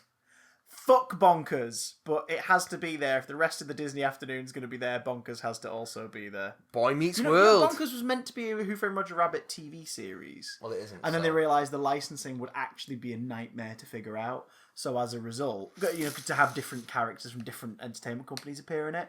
So as a result, they created Bonkers, which features fictional characters and a few Disney character cameos. And it's shit. Boy Meets World with Boy Meets World has not aged well, but I hope you all enjoy your binge watch. I will say this now. Freaking, what's her name? Who's the main love interest in it? Because she was an absolute crush when I was a kid. Topanga. And the actress who plays her, to this day, is a babe. Please continue. The Nightmare Before Christmas. Never heard of it, says the guy wearing an earring of Jack Skellington that he wears every day. The 1990... Until it gets too dirty to wear, and then I bin it, reach into my chest of drawers, and pull out one of the next 50 that are in there. I wish that was a joke. The 1993 Three Musketeers. Not great. The one with Four Musketeers, because the one with D'Artagnan. Kiefer Sutherland and Charlie Sheen and Oliver Platt. Charlie Sheen. That Tiger one. Blood. Musketeers. What's great is every time we refresh this thread, the top one underneath it is a thumbnail that someone has made with a leery-looking Donald Duck that says Disney and chill. Yeah. Disney plus chill. Yeah. Um, Sister Act 2, just back in the habit. a.k.a. the first of many films that have the exact same plot. See School of Rock. Iron Will from '94. It looks like another "This Dog Is My Friend" movie. Yep, but they're in a tundra, and they're also Sky Sky Ghosts. Ghosts. 1994's Blank Check, which is about a kid with attitude because he's looking over his Yeah, sunglasses. he's got, and his hat's backwards, man. and a Let us backwards not hat. forget. And he's got a backpack full of money. And it's open, and it's going to blow everywhere. Open backpack full of money. Oh, fuck off! I didn't realise this was a Disney movie now! Oh yeah, because they fucking reacquired the Don Bluth stuff. Oh my god, but we've still yet to see a lot of Don Bluth stuff. This is weird. 1994's Thumbelina. This is a crock of shit. Seriously, Thumbelina. There's so many of you listening to this now going, don't be daft, I have fond memories of that. Rewatch it. Thumbelina is a pile of shit. I saw the trailer for it a lot on one of the Disney VHSs I used to have. It's rotoscoped. Every character is rotoscoped, even the ones without human proportions, right? It's not completely rotoscoped, like, was it called Ice and Fire or something, that one that came out in the 80s, the sexy, like, fantasy one that was aimed at an older audience. But, like, Not sure. it's they copy it so closely. They copy the Disney formula so much that they got Jodie Benson, Ariel, to play the role of Thumbelina in an attempt to copy that feel. Sure. Gilbert Gottfried, of course, had been in Aladdin, is this creepy beetle character in it. It's just shit. It's like a shit series of set pieces that's shit. It's shit. I hate it. I just have to get that out there because I hear everyone always goes like, "Oh, Thumbelina, I love that as a kid." It's shit. So's Anastasia. Fuck yourself. What about the Return of Jafar? That's also shit. but no, there is no but. It's shit. It kicked off the Disney straight to video, and then straight to DVD sequel trend. It was a pilot for the Aladdin TV series as well. Yes. Although it features a villain who recurs in the series called Abysmal, which is a great joke. Great's a strong word. The Lion King. Never heard of it, but apparently it's very good. Camp Nowhere. Are those kids in the bushes, or are they dressed as bushes? Those kids are in the bushes. And they've tied a camp counselor, That's Christopher Lloyd, isn't it? Christopher Lloyd, to a crucifix, it looks So like. is this where we get into the era of Christopher Lloyd live-action Disney comedies? Possibly. He did quite a lot of kids and family-friendly stuff and Yeah. Disney-funded stuff throughout the 2000s as well. Do you remember there was a CBBC series in the mid-2000s? There was a performance school, and it was shot in Hollywood and stuff or whatever. It was all this glorious set, and Christopher Lloyd was like the head teacher. And it was Okay. like, the fuck is this? Well, we might find that. Talking of flaming garbage coming back from the dead, Iron Man, the series from 1994. this is not a good cartoon. But Fantastic Four from 1994. it's not as bad as this, which is shit. Now this is a reason to pay for your subscription, boys and girls. 1994's TV series Gargoyle. Disney sees the success of Batman the Animated Series and goes, we want some of that, and in turn has at least enough people on the creative side of it to create an original and really fucking solid dark superhero cartoon. Gargoyles is great. Keith David in the lead role. The remainder of the cast are mostly filled out by Next Gen alumni. Yeah, Jonathan Frakes. What's she called? Dana Troy we're talking about. Yeah, Marina Sirtis. And others, I can't remember who, but I'm sure LeVar Burton pops up in it. Yeah, that would not surprise me at all. Like it's one of those where, like, you know how like Karen Gillan has been cast in a bunch of stuff over the last 7 years because directors and writers working on this project's gone, I loved her in Doctor Who, I just want to put her in this. Yeah. Like, this is very much we loved Star Trek The Next Generation, how do we get as many of them as possible to star in our cartoon? The Santa Claus, 1994. It's funny because Tim Allen, Santa dies, and I've never really given a shit about this movie. I'll give it credit that it the opening gambit of the movie, the first act conclusion is the death of Father Christmas. That's pretty kind of like ballsy. Do you know what else is ballsy? Trying to convince people this is worth watching. The Spider-Man 1994 animated series. Hate it. I loved it when I was a kid. It's not aged well. Oh god, it's at all. They try to fit so much in 20 minutes. Yeah. And it never breathes ever. It just sucks. Although It's bad. Ephraim Zimbalist Jr. is Doc Ock, Okay. He was pretty great. So great that the PS1 game in '99 still has him as Doc Ock in it, despite it having nothing to do with the game or the TV series. They still cast him as Doc Ock. He 1995 was also the gives voice us... of Alfred in Batman the Animated Series. That's great. Let's carry on. No! 1995... This episode will be 4 hours Jesus long! Christ! 1995 gives us Heavyweights. The fuck is going on there? I don't know. Why is Ben Stiller from Tropic Thunder It's a a guy- sky ghost next to some kids with a giant sandwich? With another kid in it. There's another kid in the sandwich. What? Wait, are his feet out the back and his head out the top? Yeah. But based on the proportion of the sandwich to the other kids, that kid is supernaturally tall.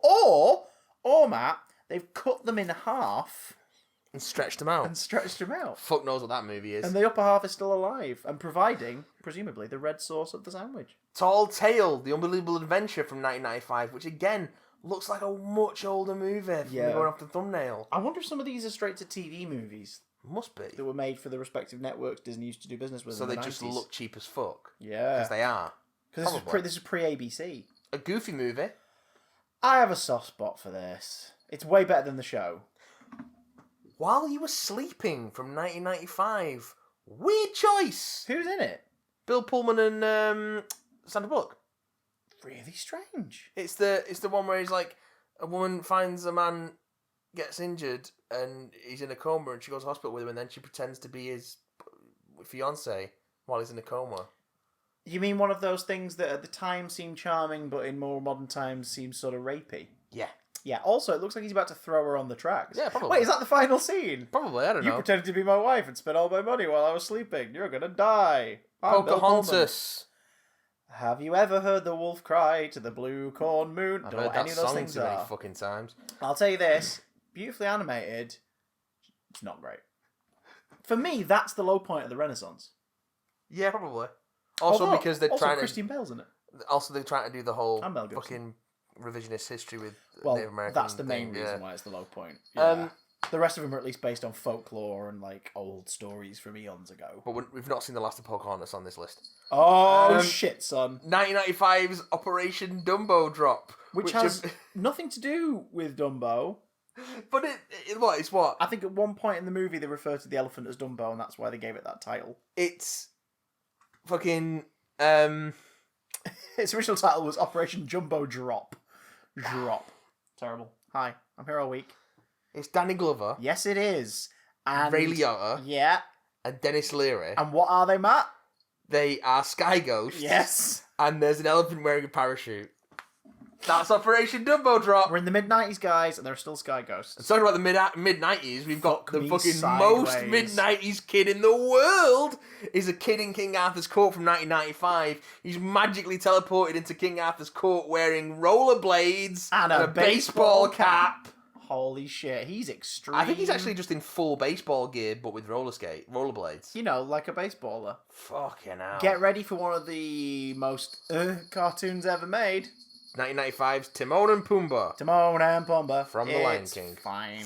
In the UK, we got the pilot, a pilot that was like 3 episodes cut into a film, a wraparound animation, and for that, it's actually Nathan Lane as Timon. He doesn't reprise the role in the series, but for the film version that was put on VHS, he plays him in the wraparound and dubbed the episodes within that version. Interesting. It's really weird. So when I watched the series, I can't remember what it is, but the guy who plays him in it is really good. But it was like, wait, what? Why did you get Nathan Lane for the tape then? Why did you just get this guy? I don't understand it. Basically, if you think Timon and Pumbaa need to break the fourth wall and interact with like modern day Western stuff, enjoy. 1995's Frank and Ollie. The fuck? So- Is this about Disney animators? Yeah. I did not know this existed. So this looks to be a documentary of sorts. Also, unless you pair him up with Baloo, like, immediately, Mowgli is a creepy thing to include in any poster. Why is that naked child following those men? This is a documentary about 2 famed Disney animators, Frank Thomas and Ollie Johnston. I will watch the fuck out of that.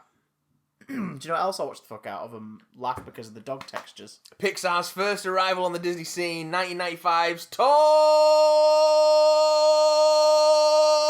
Toy Story. A movie about purpose and delusion. It's great. It's a classic. Jonathan Taylor Thomas and Brad Renfro, the late Brad Renfro, star in Tom and Hook. What is that on the left? That's a map with an X in it and then a knife in the map. Oh, floating on a white background, So this which looks- could possibly be perceived to be sky. This looks like it's some sort of modern day Tuckleberry Finn thing. Yeah. And they are definitely sort of sky ghosts. Muppet Treasure Island, Stone Cold classic. 1996. Stand back, boys. This is my only number. James and the Giant Peach, 1996. Oh my god, of course, yes. It was always a Disney because it was a Touchstone. I like James and the Giant Peach. Yeah, quite a lot. It's not great in terms of its script and everything, but the casting is superb and the visuals are wonderful to look at, absolutely solidifying why Henry Selick was the key component to making The Nightmare Before Christmas a near perfect movie. Because everyone always goes, Tim Burton's The Nightmare Before Christmas. It's like, yeah, because he wrote the poem and designed the characters. It's a Henry Selick movie, and the stop motion in this film made me go, I love this guy. Also, Captain Jack. Also, Jack Sparrow. Oh my god! Also, Jack Skellington appears in it as a pirate captain in the scene on the boat under the ocean. I'm getting confused because it's Jack Skellington as a pirate, and I'm wearing a T-shirt with what words written right on the top? Jack Sparrow. So there we go. Confused myself. The Hunchback of Notre Dame. My favourite of the 90s films. I like hands it a down. lot. Beautiful soundtrack. Kazam! Fucking Kazam! Kazam! With from Shaquille 1996. The one where Shaq is a genie.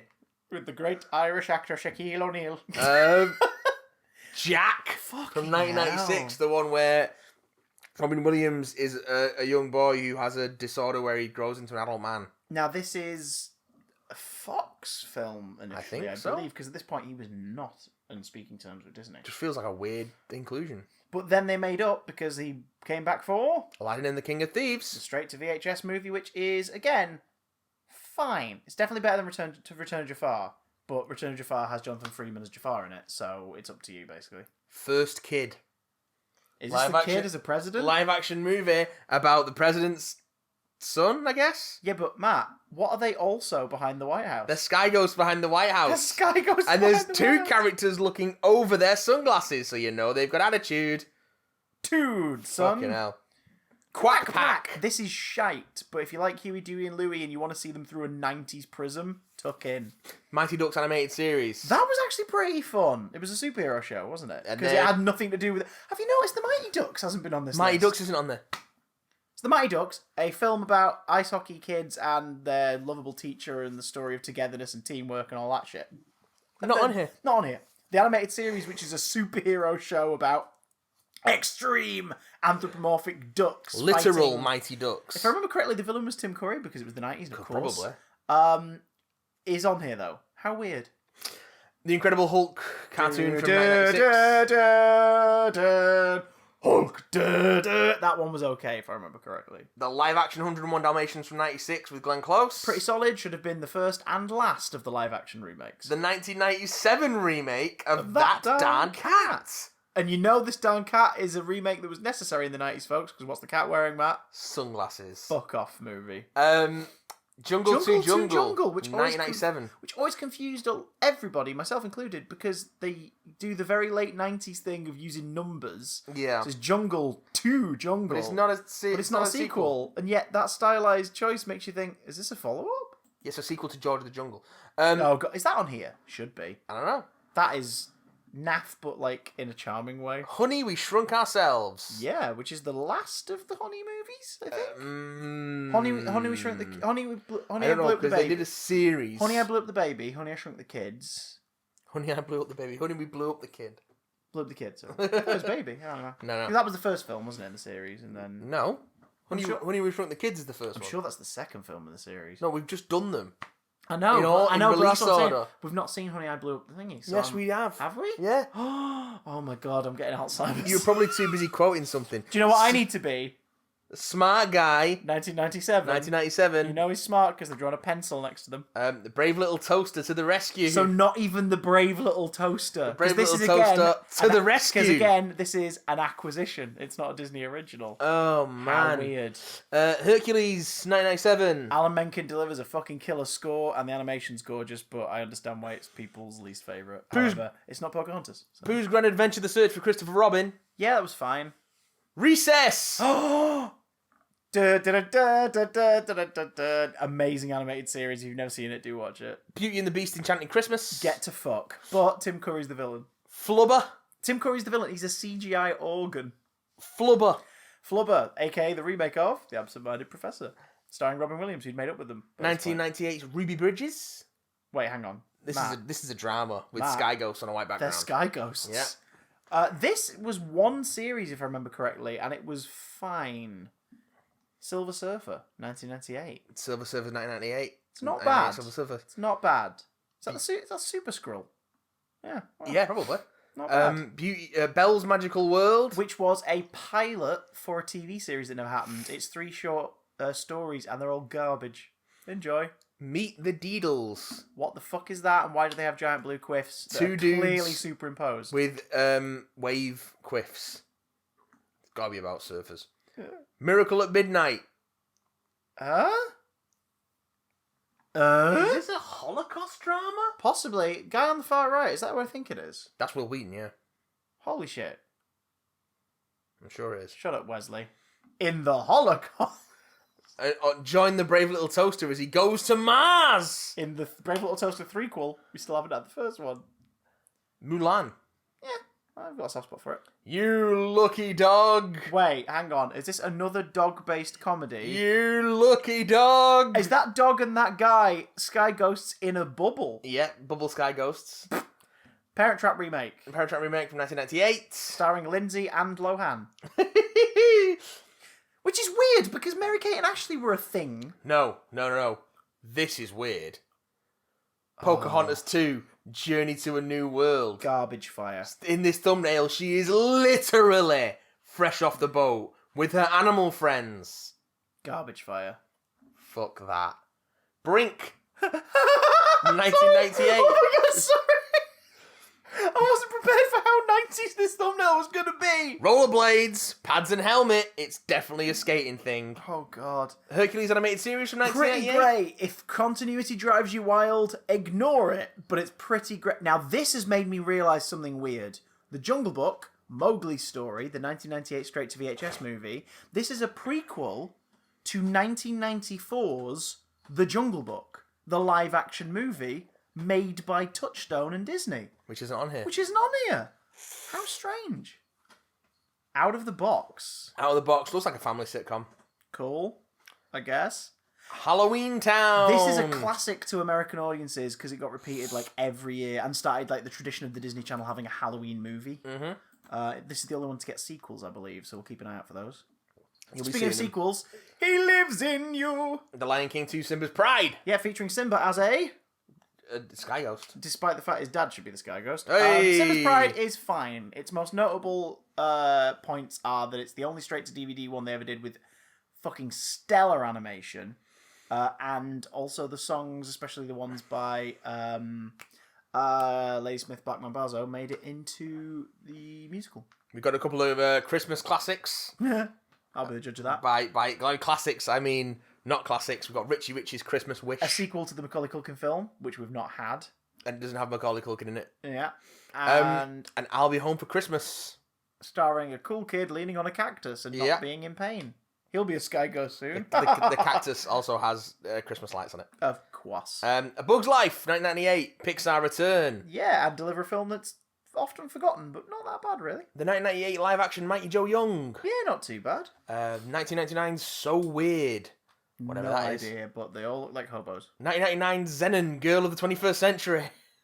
Oh, that's going to be interesting to That's revisit. got to be a Disney TV movie, hasn't it? How bold do you have to be like, girl of the 21st century on the fucking eve of the 21st century? That's Disney. Back The to My Christopher Favourite Lloyd. Martian remake. Yeah, with again Christopher Lloyd. Having a larger head in the Disney poster comedy. for some reason. With Jeff Daniels. That is not a great film. Doug's first movie. But no Doug series. Yeah, that's really freaking Weird. 10 things I hate I about blame you. Paddy Mayonnaise. I bet she's up to something or other. Chris, 10 things I hate about you. Is that, look at baby Heath Ledger there. Rest in peace, dude. That's Can- not a bad film. 10 things. That was the high school sophomore remake of adaptation of Romeo and Juliet, wasn't it? No, Taming the Shrew. Tell Me the Truth. Sorry, yes. Yeah. Which was the Romeo and Juliet remake that came out around that time that was also the same sort of formula? Oh, God knows. Can of worms. What I- the fuck is that? I don't know, but I'm aroused. There is a mouth with eyes on stalks. But what else is it? What else is that slug-based creature? It's a sky It's ghost, a I fucking guess. sky ghost. 1999's the 13th year, which looks like it's about a mermaid boy with fish legs. That form in the water. How does... I don't even want to Who know. knows? Star Wars: The Phantom Menace. Never heard of it, but it's really good. Smart House from 1999. Are It's a family on a sky background. they all sky ghosts? Yes. Please just Inspector avoid Gadget. this.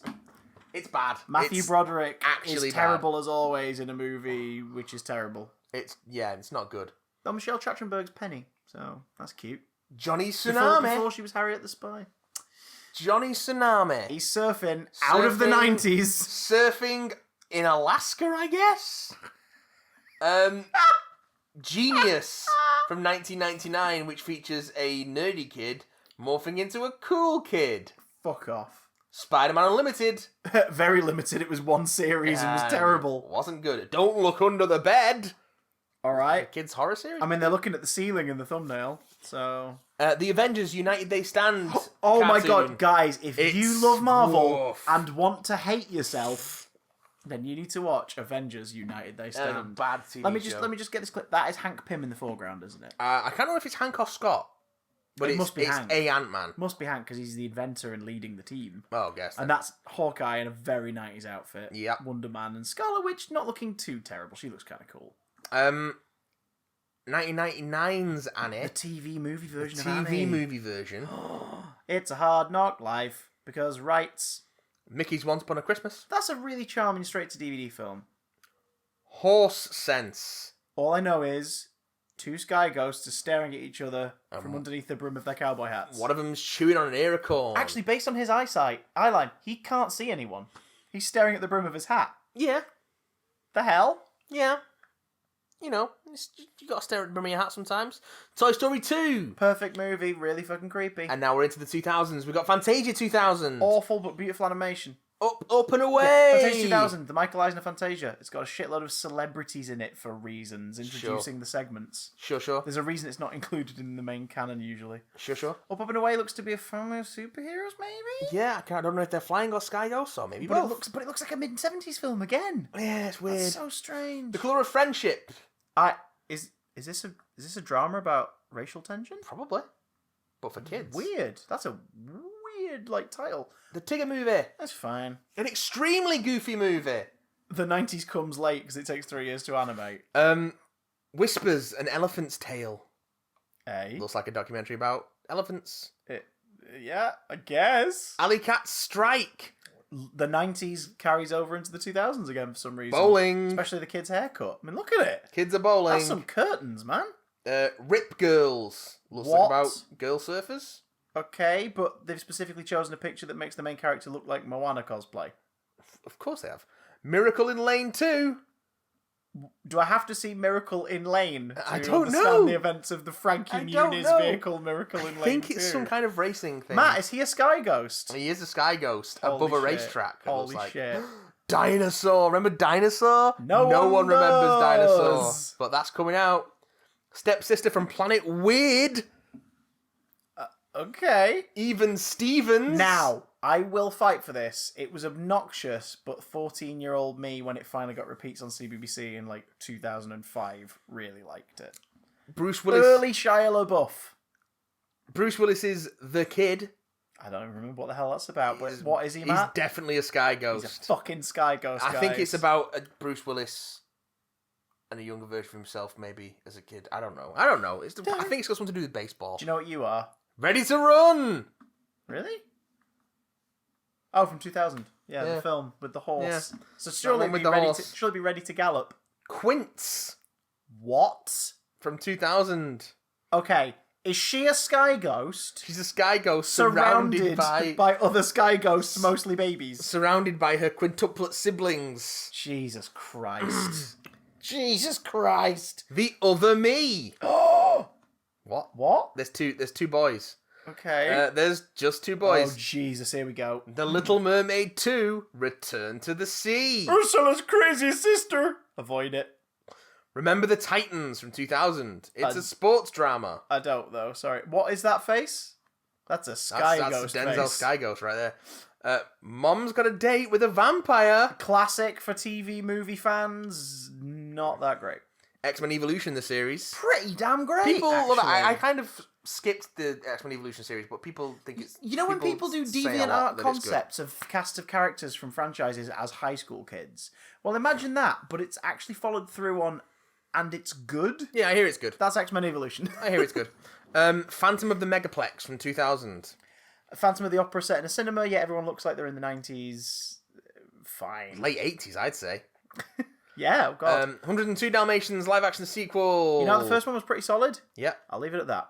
The Ultimate Christmas Present from 2000. This is like old Santa and an old Mrs. Claus. Probably gonna get it on. They're probably That's gonna the bu- Ultimate Christmas Present. Is it a porn? I don't know, probably. They snuck one in. They snuck a porn into Disney Plus. Definitely not. The Emperor's New Groove. I like this more as time goes by. It's very quotable. Xenon. The sequel. Fuck off. The sequel. They spelled sequel with a Z. Lizzie McGuire. Yeah, influential show that a lot of people grew to love. The Book of Pooh. From Disney Junior, Puppet, Winnie the Pooh. I'll say this, if you're a fan of puppets, there's a lot to like in this, but it is unnerving if you're not a fan of puppets to look at Winnie the Pooh characters as puppets. Recess. School's Out. The straight-to-VHS film, that was pretty solid, actually. Although more work for James Woods, so, you know, how much James Woods you can stomach in 2019 is up to you. Motocrossed. 90s in 2001! Lady and the Tramp 2. Scamp's Adventure. Sure. Sure. The Look of the Irish. Oh, he's small! It's Is he a leprechaun? Tiny basketball player. Christ. Hounded from 2001. Right, we're entering the era of straight-to-DVD comedies featuring animals and comedians. Hounded. We're back in it. Hounded. Atlantis, the Lost Empire. Goddamn stone cold bit of brilliance that you all have ignored. Go back and watch it. It's amazing. Really Michael good J. film. Fox, Leonard Nimoy. It's got a star cast. It's brilliant. The Jenny Project. It's about teaching a chimp sign language by the looks of it. I'm up for that. Seems fun. The Princess Diaries. Yeah, there's a reason why 2001. people love it. Jumping Ship. Which has like the 2000s romantic comedy DVD cover Yeah, layout. the three strips with a character in each one. That's really strange. Very odd. Don't know what it's about. Jumping Ship, probably. The Puff Point. No, say the word how it's spelt. The Poof Point. Yep. Is it Poof or Puff? Poof. Poof. The I've got a Poof feeling Point. there's some genie-esque stuff going on here. Yeah, Based on the big it's- magical like darts and... Two kids looking confused as what I assume are their parents are on a bike, I guess. I don't know. Maybe? Who knows? Or dares to dream. Halloween Town 2. Calabar's Revenge. Rwenge! Da-da-da-da-da-da. Monsters Inc. Da-da-da-da-da. Classic. Da-da-da-da-da. Twas the Night from 2001. Looks like a straight-to-video Christmas comedy bullshit. 3 Days from 2001. It I don't know looks what like it's it's about. about God. But There's sky ghosts and a man holding a glowing the crucifix. poster is just Sky Ghosts. And people, and someone's injured on a crossroads. It's probably about God. Snow Dogs! Snowdogs. It's lots of dogs. And there's a guy in a parka, so it's going to be about snow dogs. So, this thumbnail... Let me tell you about this thumbnail. This is Let me tell you a little story, friends. 2 female basketball players Yep. with smiley faces. They look really happy. They look really happy. Like, they're glowing, almost. They're And glowing. The title is... They've just done something they're really happy about. The title is Double Teamed. Oh, dear. That has unfortunate implications. Return to Neverland. Yeah. 2002. The first and... I think one of only 2 Disney straight-to-DVD movies to get a theatrical release. Was the other one Cinderella 2 Dreams Come True? No. Oh. Thank Christ. Cadet Kelly from 2002. Stylish young girl goes to military school, it looks like. Cool. The Hunchback of Notre Dame 2. Awful fucking garbage fire. Burn it in hell, please. Hellfire. Hellfire in my skin. True Confessions. Spelt TRU, because trendy? I don't know. The Rookie from 2002. This is the one that's about baseball, not the kid. Yeah, Who knows? but it is also about baseball, and by the look of it, 2 Sky Sky Ghosts. Ghosts! Sky Ghosts above the oil fields of somewhere. Speaking of Sky Ghosts, Attack of the Clones. I don't know how that works, but yay. The worst Star Wars movie by my money. Kim Possible. What's the sitch? Ba-ba-ba-dum. Excellent. Get Disney Plus to watch Kim Possible. What's the sitch? Lilo and Stitch. Get Disney Plus to watch Lilo and Stitch. It's freaking amazing. Lilo and Stitch is great. O'Hanlon's family. Get a Clue. This a Lohan vehicle? A Lohan vehicle? No idea. This next one perplexes the fuck out of me. Tarzan and Jane. Which is again, it's a combination of 3 episodes of the Tarzan animated series with a wraparound that was released on video. It's made me realise 2 things. 1, where's Tarzan the animated series? And 2, where was Tarzan? Where the fuck was Tarzan? The Country Bears.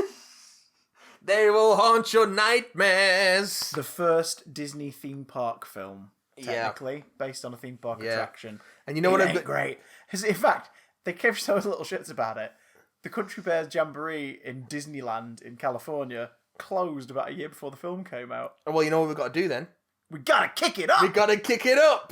It's Jumping Women, the movie. Yeah. Maybe the series. I don't know. It doesn't say. They look happy in a way. A ring of endless light.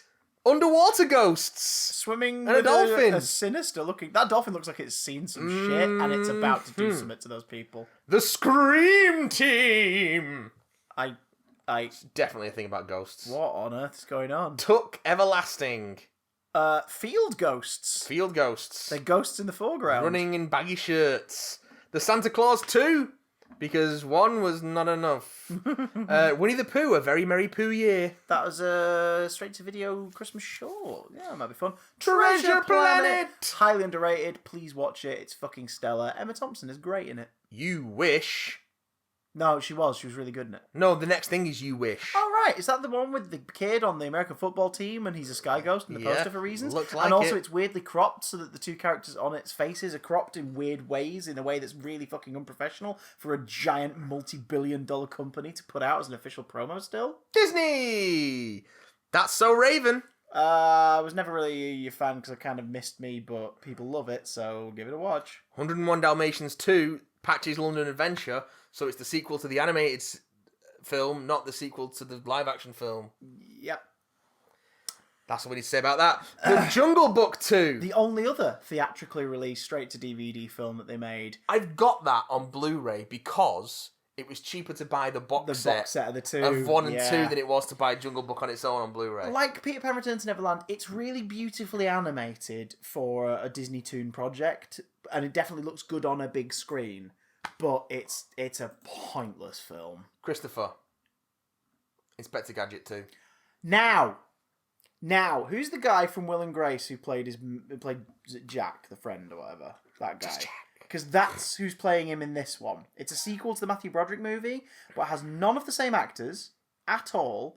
And this guy plays Inspector Gadget like the cartoon version of Inspector Gadget. French Stewart, that's it. Unlike Matthew Broderick, who just was Matthew Broderick in a trench coat. Do you remember in the first one? Did you see the Matthew Broderick Inspector Gadget? Oh yeah, it was awful. There's an evil gadget he fights, and he performs that because it's Matthew Broderick in both roles. He performs that doing the like go gadget like that sort of voice. In this, they go, why aren't we doing that from the beginning? So this guy just does it like that from the top. It's no good. It's a piece of shit, and you can tell it's a piece of shit, Matt, because to try and convince you to watch it, they've put a cute dog in the thumbnail. A cute dog. Go gadget, fuck me. The villains. Although also in the first one, Rupert Everett's claw, and you see him the entire time. Yeah. And his claw is that just pincer. Yeah. In this, it's meant to be the same character, but he's now in shadow all the time. You only ever see his hand, as it should be, and I think Frank Welker does the voice. Of course Frank Welker does the voice. Next time, Gadget. Piglet's big movie. Garbage, but, the characters are fun. Right on track. It's 2 young girls. They're racers, I suppose. And half the poster is a sky ghost. The Lizzie McGuire movie. Pretty fun, I remember. Atlantis, Milo's Return. Failed pilot for a failed TV show. Shit. Avoid. Finding Nemo. Amazing. Possibly Pixar's most visually striking movie to date. The Even Stevens movie. If you like the show, I guess. Look at Shia LaBeouf there. Look at him. Doing it for the money and having fun. Pirates of the Caribbean, The Curse of the Black Pearl. The greatest live-action, family-friendly adventure film made in the 21st century. Avoid the rest of it. Eddie's $1 Million Cook-Off. Playing baseball with a spatula. Inside a Disney Channel logo. They've literally just transplanted what would have been the logo for the on-screen continuity links. Why not? Freaky Friday remake. 2003 Freaky Friday. Good times. Is it? Probably. 2003's The Cheetah Girls. Don't know. They're Sky Ghosts. Stitch, the movie. Nope. Deep Blue. It's about penguins. It's the exact same poster as the elephant one, except with penguins. Lilo and Stitch, the series. It was fine. Brother Bear. Really well animated, but not one of my favourites. Although, the most entertaining thing to come out of it is Joaquin Phoenix being unnecessarily hostile in the press interviews for it. Look him up on YouTube. Full Court Miracle, 2003. Again, looks like a mid-70s movie. It's a boy with motion blur added in Photoshop. The Haunted Mansion, 2003. Burn it at the stake! I hate it so much. But friend of the show, Dan Sherratt, adores it, and one day we will fucking get him to either do a big damn cast or a commentary with him. We'll do it. We'll do it. Recess, All Grown Down. Baby Recess. Yeah, not good. Recess, Taking the Fifth Grade. Not good. These were the weird later Recess attempts to reboot it by doing it as DVD movies, but they weren't as good as the show. Yeah, seems bad. The Young Black Stallion. Sounds like the hottest porno There ever. is a Sky Ghost Horse. There's a Sky Ghost Horse! Pixel Perfect from 2004. Sure, that's I'm gonna aged well. I'm going to guess it's weird science, but with computers. And she's a rock star. Yeah, that's what I'm going to guess. Oh god, that's all I'm saying. Oh god. Teacher's Pet, 2004. That was a fun series. Miracle. Hang on, Teacher's Pet, is it the film? I think it might be the film, not the show. yeah, I it looks can't like it. comment. The show was fun. Miracle, 2004. Is it another sports movie? It's a sports movie Is about he a Sky Ghost? hockey. It's a hockey Sky Ghost. Jesus Christ. The Lion King 1.5. Excellent. Really fun. Lion King is freaking oh my god, which one's Lion King? Lion King's Hamlet. Yes. Yeah? This is Rosencrantz and Guildenstern are dead. Fantastic. It's like that was the motivation behind it. It's the story of Timon and Pumbaa before, during, and slightly after the events of Lion King. It's so well done. Confessions of a Teenage Drama Queen. Sure, what else? Winnie the Pooh, Springtime with Roo. I've never seen it, but the title alone makes me smile. It's Winnie the Pooh out. It's going to be adorable. Going to the Mat. Again, that looks like it's come out of a different decade. Looks like a sports thing. Home on the Range. Shite. And a waste of Judi Dench. Basically killed hand-drawn animated movies from Disney for a while, didn't it? It was a mix of the rise of CG animated ones and DreamWorks' output, and then the fact that it wasn't a very good film killed it stone dead, yeah. Sacred Planet looks like a nature documentary. Zenon Z3. Oh, God. They did 3 of those things. There's three... Phil of the Future. Is he using a remote control to move the couch? Looks like it. Fuck that. Fucking- You nearly looked at the fake thumbnail again, didn't you? I did. Disney Plus chill. America's Heart and Soul. Probably a documentary? Probably about the veterans. Stuck in the Suburbs. That's a bad thumbnail. Tiger Cruise. What? Bill Pullman, I guess. It's a Sky Ghost! Bill Pullman is a Sky Ghost. Princess Diaries 2, Royal Engagement. Fine, more of the same. Hilariously uncomfortable Stanley cameo as a foreign diplomat. Oh, God. Mickey Donald... Stanley's in it for... I think he was a friend of the producer, because it's just like, why is Stanley in this? But it's strange. Mickey, Donald, Goofy, The Three Musketeers. Yeah, that was fun. I didn't realise that was that late, though. Empire of Dreams, story of the Star Wars trilogy. Oh, cool. Documentaries have inherited. Halloween Town High. The prequel to Halloween Town. The Incredibles. Best Fantastic Four movie ever made. Mickey's Twice Upon a Christmas. That's fun. I've got that one on DVD. It's really fun. Now You See It. It's a thing about kids and magic. Isn't that weird that a few years later, Now You See Me comes out in like 2010? Aliens of the Deep, the James Cameron underwater documentary. Because he had to find a way to save money on all of his unnecessary underwater exploration, so wrote it off as a business expense for a documentary. Mulan 2. Awful. Pooh's Heffalump movie. Not great. The Pacifier with Vin Diesel. Fuck me.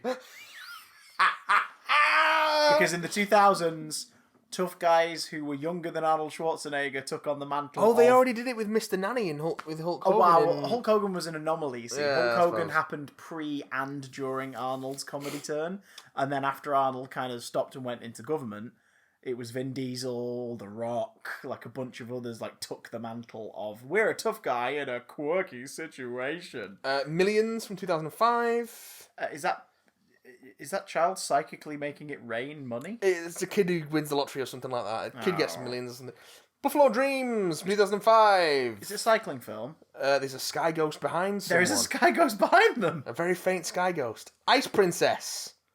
Is that Michelle Trachtenberg? Yes. Oh, watch it for Michelle Trachtenberg. A post-Buffy Michelle Trachtenberg. The Sweet Life of Zack and Cody. It's beloved. I can see why. The clips I've seen make it look fun. Kim Possible movie. So the drama. Yeah, it was alright. I remember that being okay. How Dogs Got Their Shapes. We're into National Geographic stuff now, because also National Geographic is on Disney+. That's a cute thumbnail. God damn it! Put a cute dog in the thumbnail that isn't a shaggy dog next to a random comedian as a sky ghost, and I'll probably watch it. Star Wars, Revenge of the Sith. Everyone who defends it is wrong. Go figure. Is it a skating movie? It looks like it's a figure skater who becomes a hockey player. Oh god. Herbie, Fully Loaded. The reboot no one wanted, and indeed, no one liked. Although Michael Keaton's in it. So there you go. Life is Rough. Oh, fuck off. It's a dog, and there's a kid. Wait. And the kid's in the doghouse. Wait, he's in the doghouse, and the dog's on top smiling, and there's a girl nearby, and what are they, Matt? They're all technically. Well, they're on a patch of grass, which is in the sky. Yeah. They're sky ghosts. Valiant's owned by Disney now! Valiant! The CGI, not quite DreamWorks, because it was made by Fox Movie about carrier pigeons during the war, which had a star-studded cast at the time, and that's so weird to think that's a Disney film now. The Proud Family movie. Yeah, that was pretty good. The Proud Family was oh, that's weird. They've not got the Proud Family cartoon, though. There must be stuff missing from this list. Lilo and Stitch 2, Stitch Has a Glitch. But that one was okay. It sort of ended the run of the animated series and the spin-offs and kind of concluded the mythology that they'd built up in the show. But Yeah. it's, you only really need to watch the first one. The Greatest Game Ever Played. Featuring more Shia LaBeouf. It's a period piece with Shia LaBeouf. Who As? knows? Sky Ghosts. Come on, Matt. You got to take another shot. Little Einsteins. You don't need those livers. Little Einsteins. They're not Sky Ghosts because they're in a little spacecraft. You don't need those livers. Twitches. I'm going insane. Twitches. Are they witches? They're just two witches. Just being Just witchy. two witches. The bond between these two witches. It's Chicken Little. Fuck that movie. That single-handedly announced the death of Disney's quality output for their main film. It is not good, and it ruined my 2005 trip to Disneyland Paris by being a thing they were promoting incessantly. The Chronicles of Narnia, The Lion, the Witch, and the Wardrobe. That's a pretty good film, actually. It's a Once- good adaptation. Once Upon a Mattress. Never heard of it, but it's a Princess and the Pea thing, and she's sitting on bricks. Kronk's New Groove. It High School Musical. has its fans. Roving Mars. Documentary? Yeah, about the Mars rover, looks like. The Emperor's New School. TV series? Terrible. Bambi 2. I mean, it's a midquel set during the first act of Bambi between him being born and his mum dying. Not the You find often- out how his father died. Not the often joked about Bambi's revenge, then. That would be great. 8 Below. What? Dogs, they're sky ghosts. That's and it's exactly snow. the same as that other poster with the Huskies from before, except now Snow dogs. they're on the left instead of the right. The remake of The Shaggy Dog Oh, God. with Tim Allen. Yeah. Ugh. Cowbells. Is it Beauty Queen sat on a cow? Beauty Queen sat on a cow because it's BLLES. Kill me. Hannah Montana. Great. Brilliant. A lot of people love that show. I'm sure a whole new generation of kids are going to fall in love with it. The Wild. Garbage. Mickey Mouse Clubhouse. Yeah. Cute. Cars. Fuck off. Wendy Wu. Homecoming Warrior. The title has sold it. I will watch it. Martial Arts High School looks like. Garfield, A Tale of Two Kitties. Terrible, but Tim Curry, and also no Garfield. Look at that Garfield face. That's the sequel. No first one. Well, no, because the Garfield Bullets rights won't got work, sold. John. Garfield rights got sold recently, didn't they? Yeah, so why have they got To the second Viacom, one? I think. Why have they got the second I one then? don't know. Bullets won't work, John. Leroy and Stitch. I require lasagna. Leroy and Stitch can go fuck itself. Pirates of the Caribbean, Dead Man's Chest. It's fine, but it's the beginning of the end. Read it and weep. What? I don't know, it's a high school thing. Yeah. The Replacements, not the movie with Keanu Reeves, the cartoon, Animated series thing. which I don't know what that's about. There's a Elvis stuntman looking motherfucker there. Invincible. Sports thing. Is that a Sky Ghost in Low Hanging Mist? Sky Ghost in Low Hanging Mist with in playing American football, chasing someone. The Cheetah Girls 2. Cheetah Boogaloo. Brother Bear 2. Oh, God. The other Brother Bear. Yeah. Fantastic Four: World's Greatest Heroes from I 2006. saw that a while ago. Never seen a couple of episodes, and it's really well animated. It's definitely miles better than the 90s one. When they said you don't need no more, we did, and it was this version. Handy Manny. Yeah, we're into the preschool territory now. Return to Halloween Town. Yeah, the fourth one. Flicker. Do what? It's a horse Sky Ghost rearing, and it's Flicker with an A. I feel dirty. Santa Claus 3: The Escape Clause. It's Martin Short. Martin Short has fun as Jack Frost. That's about it. That you just call the film that. Fox and the Hound 2. A mid-equal. You know, Fox and the Hound was that harrowing story of friendship and how society gives us roles, and like it's tough to actually decide whether or not you need to go along with what you've been instructed to do or what your heart says. Yep. This is a mid-equal about them joining a band. Cool. Jump In. All right. Parkour, probably. Cinderella 3: A Twist in Time. Actually, really good. Did we see Cinderella 2 in this list? Yes. Okay. This one's really solid. It is a what-if story where the wicked stepmother, I shit you not, gets hold of the fairy godmother's wand Oh yeah, we've talked about this and before. changes Yeah, yeah. things. It's actually really interesting. Meet the Robinsons. Shit, but it's got some zany cartoon antics. Pirates of the Caribbean at World's End. AKA Pirates of the Caribbean 2 Part 2. It's fine. My Friends Tigger and Pooh. Preschool CGI stuff. Tigger and Pooh's whatever, but I don't like the idea of someone who's not Christopher Robin imagining adventures. Johnny Capahala back on board. Again, looks like a mid-80s film. Really weird, isn't it? And they the have Sky big old Ghosts. wheel Sky Ghosts and skateboards. The Secret of the Magic Gourd. I'm sorry. Is that a CGI gourd with That's a a face CGI and a gourd frog? with a face dancing with a CGI frog on someone's hand. Oh, God. Ratatouille. It's great. Excellent. High School Musical 2. People Yeah, sure, like it's it. got fans. Phineas and Ferb. Really fun, Really zany comedy. Dog Whisperer with Caesar Milan. Documentary about training dogs. National Geographic. It's a series, I think. The Game Plan. Starring Dwayne... The Rock Not quite Johnson. yet. Dwayne Johnson, The Rock Johnson. With the kid. The kid running... Football theme players continuing. looking after kids. Twitches 2. TOO. They're Sky Ghosts now. Sky Ghosts and Twitches. Wizards of Waverly Place. Yeah, it's People got its love that. fans. Dan in Real Life. That is a depressing story, and I am actually surprised that's in there, but other sort of hard-hitting Shocking, stuff yeah. isn't. Snow Globe. It's a Sky Ghost and a Snow Globe. National Treasure Book of Secrets. Where's the Where's first National one? Treasure? This is weird. This is weird now. Minutemen. I hate it already. It's E17 go travelling in time. Hannah Montana and Miley Cyrus Best of Both Worlds concert. Back when Miley Cyrus was the second billed name for her performing career. What a weird thought. College Road Trip. Okay. The MCU begins with Iron Man. Fuck yes. Chronicles of Narnia Prince Caspian. Well shot, mostly empty. National Geographic Stonehenge Decoded Secrets Revealed. Yeah, sure. It's just a bunch of rocks, but whatever. Camp Rock. That's a camp where they rock. It's not Camp Rock. Oh, this is a shame. Camp Rock. This is the one yeah. where the rocks camp. The Rocks Camp. Yeah. Wall E. Great movie until the 50-minute mark, and then you can turn it off if you want. But if you do, you're a monster. Star Wars The Clone Wars. No, humanity was the monster all along. Is this the series? That's the film. Is it? Yeah. The series is also on here. Oh, good. The series is good. The film is Dreck. absolute dreck. It's absolute dreck. Cheetah Girls One World. I don't know The what third Cheetah Girls movie. The Little Mermaid Ariel's Beginning. Not good. The Sweet Life on Deck. That's the sequel series to Sweet Life of Zack and Cody. Star here's Wars the The Clone series, Wars yeah. the series. Thank God. That's really good. It's good. And Disney Plus will be continuing it by giving us some of the Yes. unfinished sixth season later next year. High School Musical 3 Senior The Year. only theatrical release? Fine. Tinkerbell.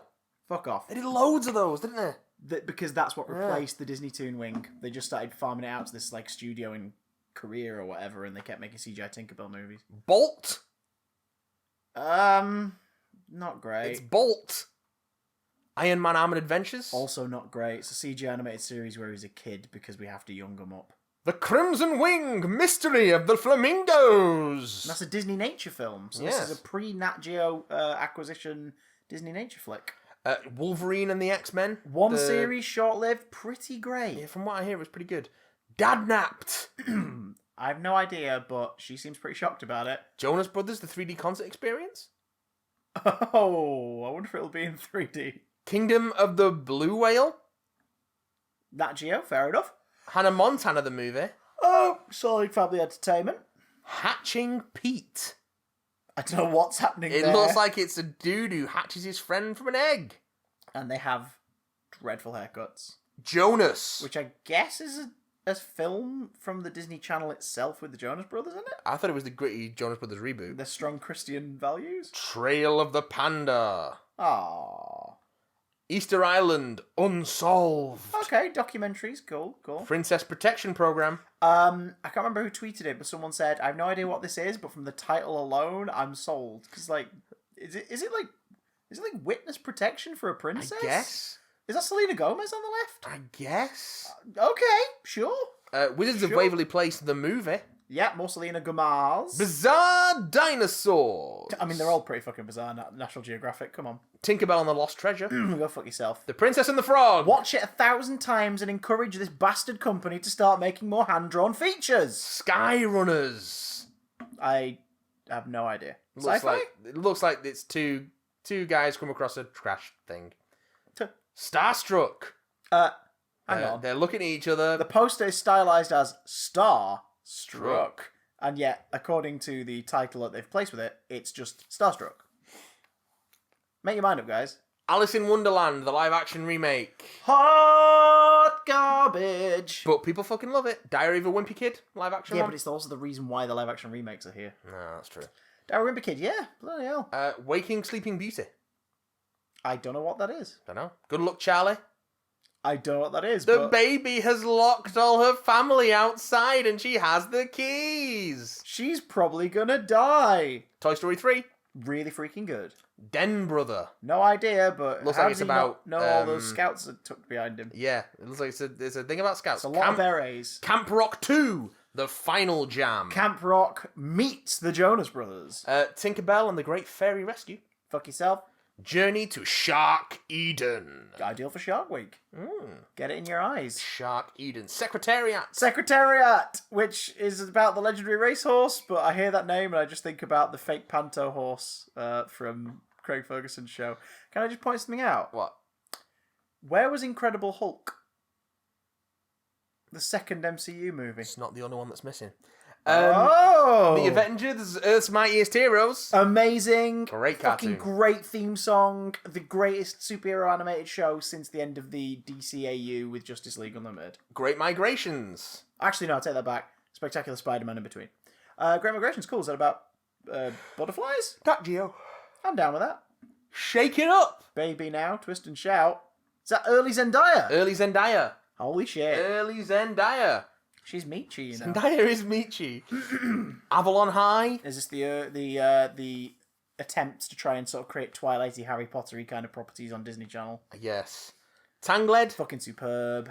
Tron Legacy. Yay! It's not bad. Jake and the Neverland Pirates. Really fun. It's a little kid series, but it's really cute. Wings of Life from Disney Nature. More butterflies. The Sweet Life movie. Which looks really dark for some reason. Grown Up Zack and Cody. Wait, is that like a cult? I guess. That's freaking weird. Lemonade Mouth. Another Disney Channel original Think about a rock band, film, yeah. African Cats from Disney Nature. which is trying to make you think of The Lion King. Pirates of the Caribbean on Stranger Tides. Underrated, not great, but not as terrible as everyone says it is. Sharpay's Fabulous Adventure.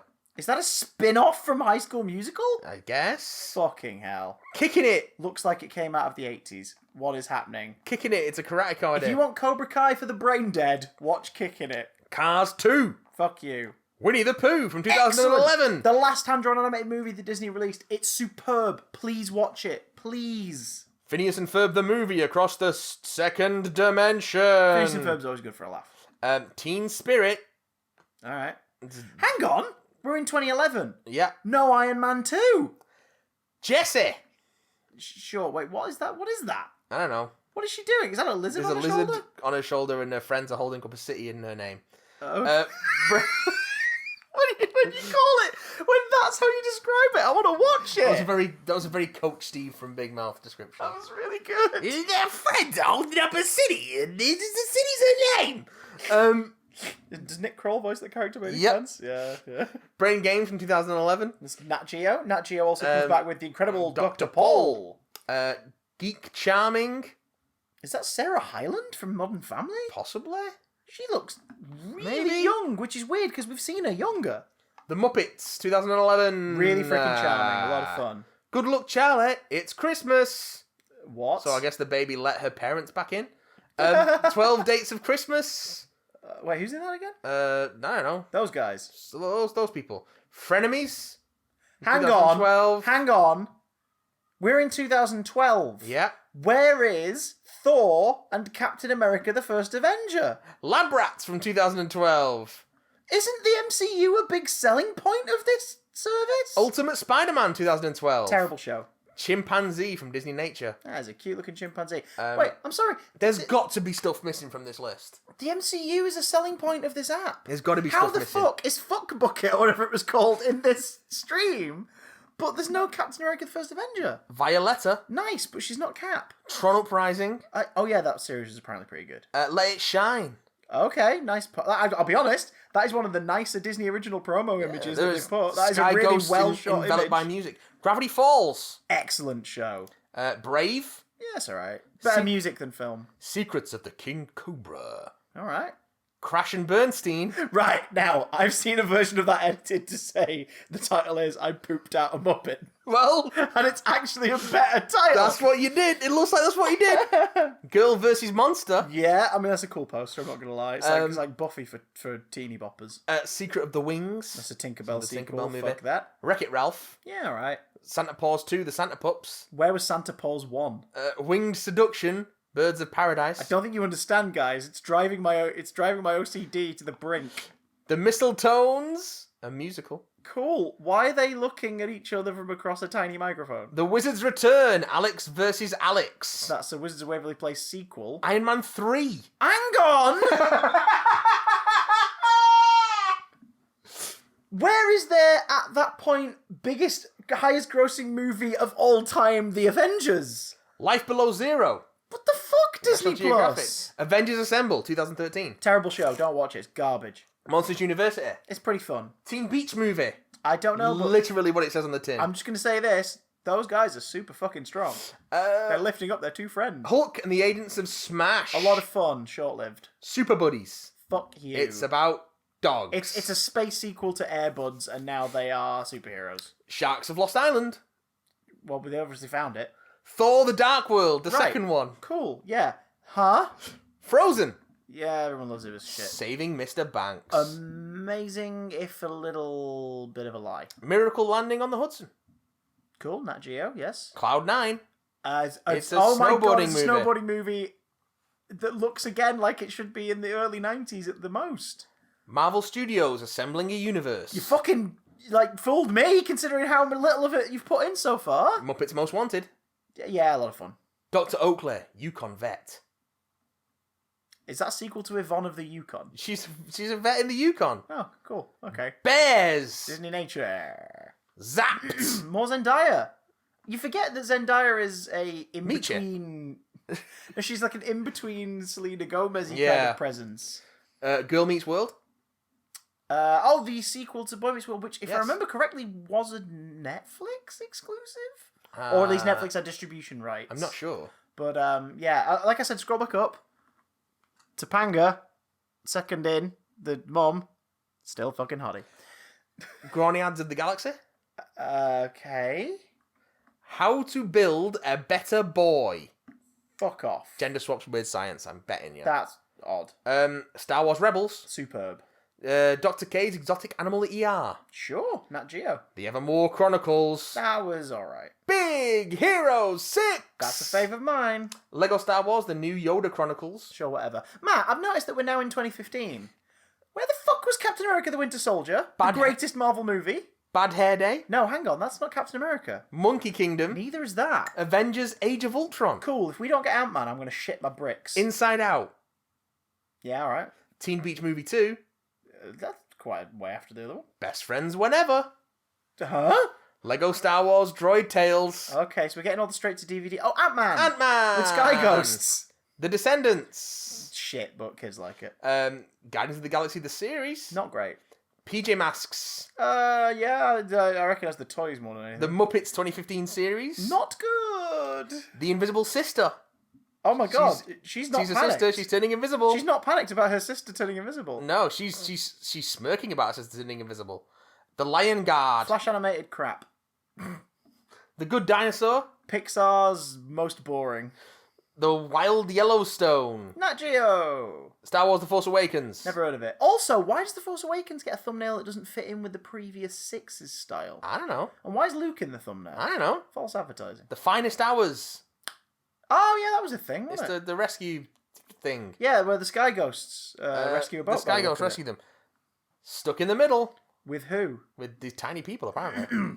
Labrats Elite Force. What? I don't know. It's the Elite Labrats Force. Why are they dressed like the Fantastic Four? Zootopia. Or Zootropolis over here. Great film. Ice Age, The Great Escapade. Mm-hmm. I couldn't help but notice that There's no other Ice Age. films. And that Great Escapade is a straight-to-DVD short film. World's Greatest Dogs. Nat Geo, good. Adventures in Babysitting 2016. I'm just going to point out, Matt. They we are- remade Adventures in Babysitting. Yeah. I'm just going to point out, Matt. Fuck you. I'm just going to point out... Oh, that's the thing that gets you mad. Oh, sorry. I'm just going to point out that we are halfway through 2016, and I have yet to see the biggest hit of 2016 for Disney Studios. Finding America- Dory.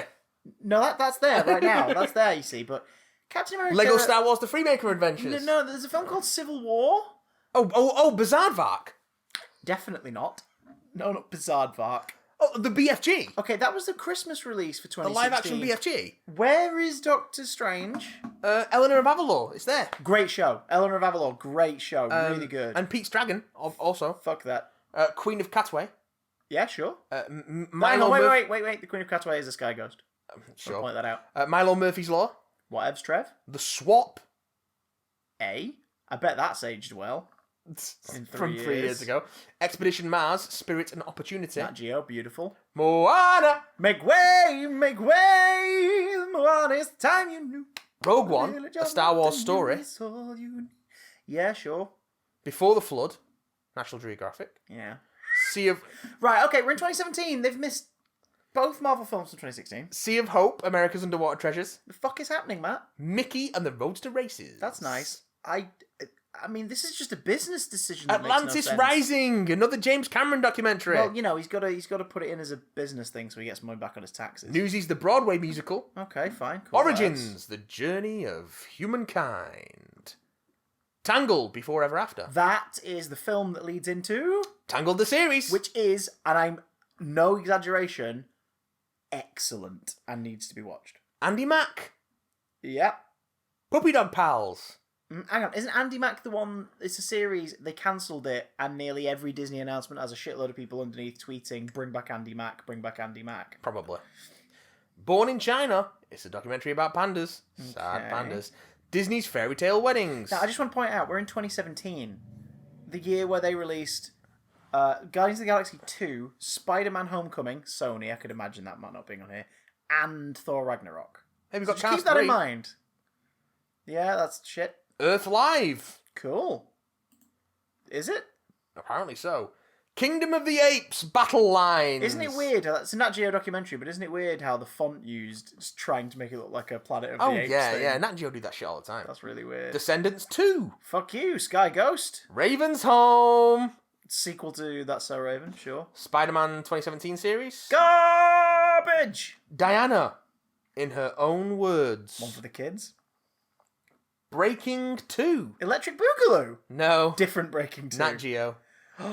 Inhumans, the series. Well, it had to go somewhere, didn't it? Vampirina, Disney Junior series. Ew, she's no... Let's be honest. She's no Mona. Well, quite.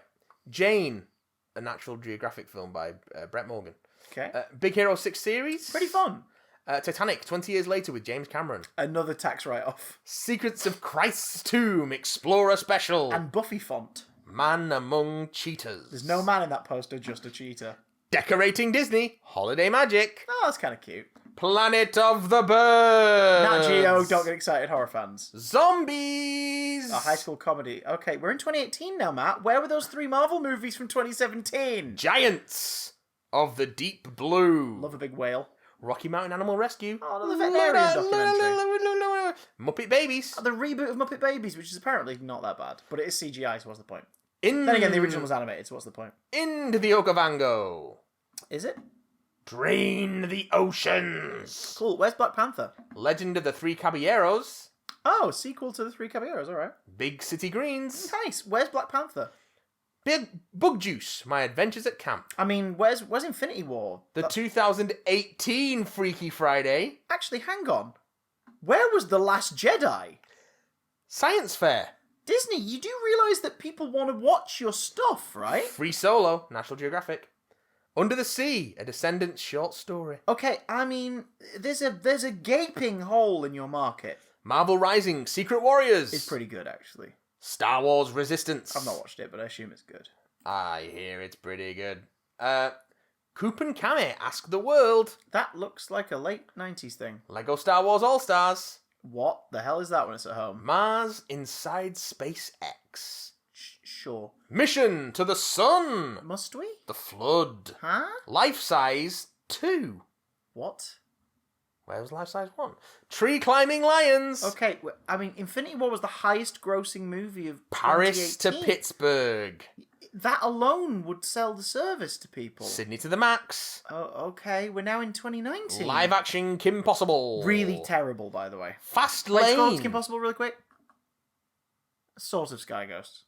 They're there in the They're sky, not Sky Ghosts, they're on a helicopter. but they're blended in with the background color. Into the Grand Canyon. Nat Geo. Lost Treasures of the Maya. Nat Geo. The Lost Tomb of Alexander the Great. Nat Geo. Captain Marvel. Cool, great. I mean, Black Panther, you know, do you want to maybe go back and put Dumbo. Yep, hot garbage. Hostile Planet. Nice. Amphibia. I've heard good things. Apollo. Missions to the Moon. Always up for a giggle. Gordon Ramsay. Uncharted. He's no Nathan Drake. Kingdom of the White Wolf. Another wolf. Marvel's Hero Project. Is that basically Make Me a Superhero / The Science of Superheroes repackaged once again? Its tagline is Real Kids Making a Real Difference, so I'm not sure what it is. Okay. One Day at Disney. Yeah, I heard that's a documentary about the studios, because I remember hearing about it. Be like, was it about the parks? But Encore. wait, hang on. We're into the originals now. The World According to Jeff Goldblum. Sign me the fuck up, Sailor. Noel. Looks fun. What a generic poster. High School Musical, the series. Yeah, do you know the premise of it? Yeah, we talked about this last week, I think. Kinda brilliant. Yeah. Lady and the Tramp, the live-action remake. Okay, wait, hang on. Wait a minute. That's just made me realise. Where are all of their live-action remakes bar Alice in Wonderland? The Mandalorian. They've got loads. They bank on it. And that's it. We did that. And the announcements aren't even over yet. Stay tuned for more soon. Now, unless they're going to do another gargantuan brain-melting thread.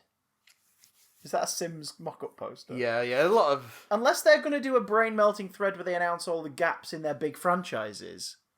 There are some glaring omissions there. Glaring omissions indeed.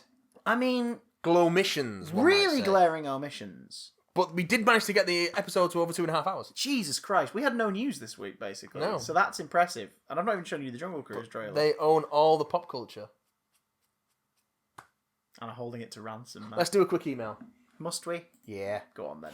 This one comes in from Tom Monty. He's the Monty with the Monty Tom. Dear Chris and Matt, have either He smells like fun. Dear Chris and Matt, have either of you watched HBO's Barry with Bill Hader? I recently binged a lot in a couple of days and was not disappointed. We talked about this like 3 weeks ago. Yeah. You have started it. But it's just too sad for me to carry on with. It's too much. I want to start it, and I will soon, I promise. Have either of you been watching the new season of It's Always Sunny in Philadelphia? No. No, but you'll probably get around to that. I'll probably get around to it because Keeks watches it. Yeah, that was a quick one. Oh, thanks, Tom. I'm sorry to disappoint you, my man. Um, we were also asked on Twitter, by the way, about Yes. topics. I put it out there, seeing what people wanted us to talk about. So here we go. Okay. Joe Cook, Doctor Who Series 12. Joe Cook. Yeah, Who? Joe Cook. Doctor Who Series 12. Oh, right, that's the person. When will they promote it? God. What we know so far. Well, we don't know anything, and Jadoon. we don't know. It'll be out. That's the limit of what we know. Inside Number 9 Series 5 this year. I have not heard it being confirmed as going out this year, but it has been in the can for a while. I look forward to it. Yes. And also, Sean said, Doctor Who Magazine's 40th anniversary. It happened. I have a bad relationship with the magazine. Whatever. And Josh Coy's Doctor Who audio fan series. Haven't heard it, but power to you, dude. You make those audios. Power Seriously. to the people. So, That's it. That's all I've finally, got. That's all I've got. That's all I I've got. was with friend of the show Charlie yesterday, Yeah? and he recently turned 30, Oh my god, of course. and He's basically dead now. he's basically dead now. Yeah. And in honour of that, he asked, We've put it at the end of a 2.5 hour episode where we've talked about shit Disney films. I know, right? Charlie, I hope you've listened to this. He asked, what piece of pop culture Mm-hmm. from 1989 do we think is the most important? Was this the night you watched Batman? No, I watched Batman a couple of weeks ago. Because I think that might be the answer. I think I it think might be the Batman, answer. the Tim Burton film Batman, might be the most cultural part of pop culture from 1989 because it was the summer of Batman. It revitalized the comic book industry for a little period. Yeah. It piggybacked off of what had worked really well throughout that decade and sort of re-legitimized it in the wider public consciousness as a genre that could have films made out of it. Plus, as much as we, of course, now all look back and absolutely adore the Adam West series, it was a bit of a hindrance to the development of the show in those more limited media times of limited available media. So, you know, Batman 1989. Plus that 1989. Prince soundtrack, man. That Go, Prince go, soundtrack. go with a smile. So, you know what I think it is for me? Go on. The Game Boy. Oh, was that the debut year? 1989. Shit, because without the Game Boy and its success and its follow-ups, we don't get the Nintendo Switch. We don't get the DS. We don't get handheld video consoles being taken seriously and being a big market. The Game Boy's the one that absolutely fucking made it a thing. The Game Boy. Yeah. And it launched with Super Ooh. Mario Land, which is really great. Is it? Yeah. Is it? Yeah. Is it as good as Fuzz Bucket? So next week we're going to go deep dive on Fuzz Bucket. And, Woo! and we'll see you then. There's got to be something coming out we can do a review of soon. I hope so. What was that film that everyone's mentioning that's meant to be out in the next week and it just doesn't freaking come out yet? We could go see Addams Family, but I'd rather just watch the 90s. That's already getting Barry a sequel. Sonnenfeld ones. Fuck off. They've already greenlit they're already working on the sequel. Go away. Um, Zombieland 2. Zombieland Let's 2 get that in double our taps. eyes. Let's see if we can get that before next week. I'm not sure when it's out. I think it's out. Anyway, thanks for listening. Get us on Twitter at BigDamnCast, BigDamnContact@gmail.com. Keep an eye on Big Damn Stream on twitch.tv for upcoming streams. And, of course, if you like the show and you want to support us, you can head over to patreon.com/BigDamnCast. For as little as $1 a month. And if you can't afford to support the show, then please spread the word. For as little as no dollars a month. Exactly. We apologise for keeping you for so long, but I don't care. I don't. We've conducted an incredibly well planned out study of sky ghosts. Yeah, I believe we're now technically parapsychologists. So that works. that works in a way. Just call us Venkman, because we too carry suspicious amounts of date rapey drugs in our bag. So what you need to do is when you listen back to this episode, make sure the volume's right up so you can hear all the EVP you got from the Sky Ghosts. Okay, thank you and goodbye. Fuzz Bucket! Oh,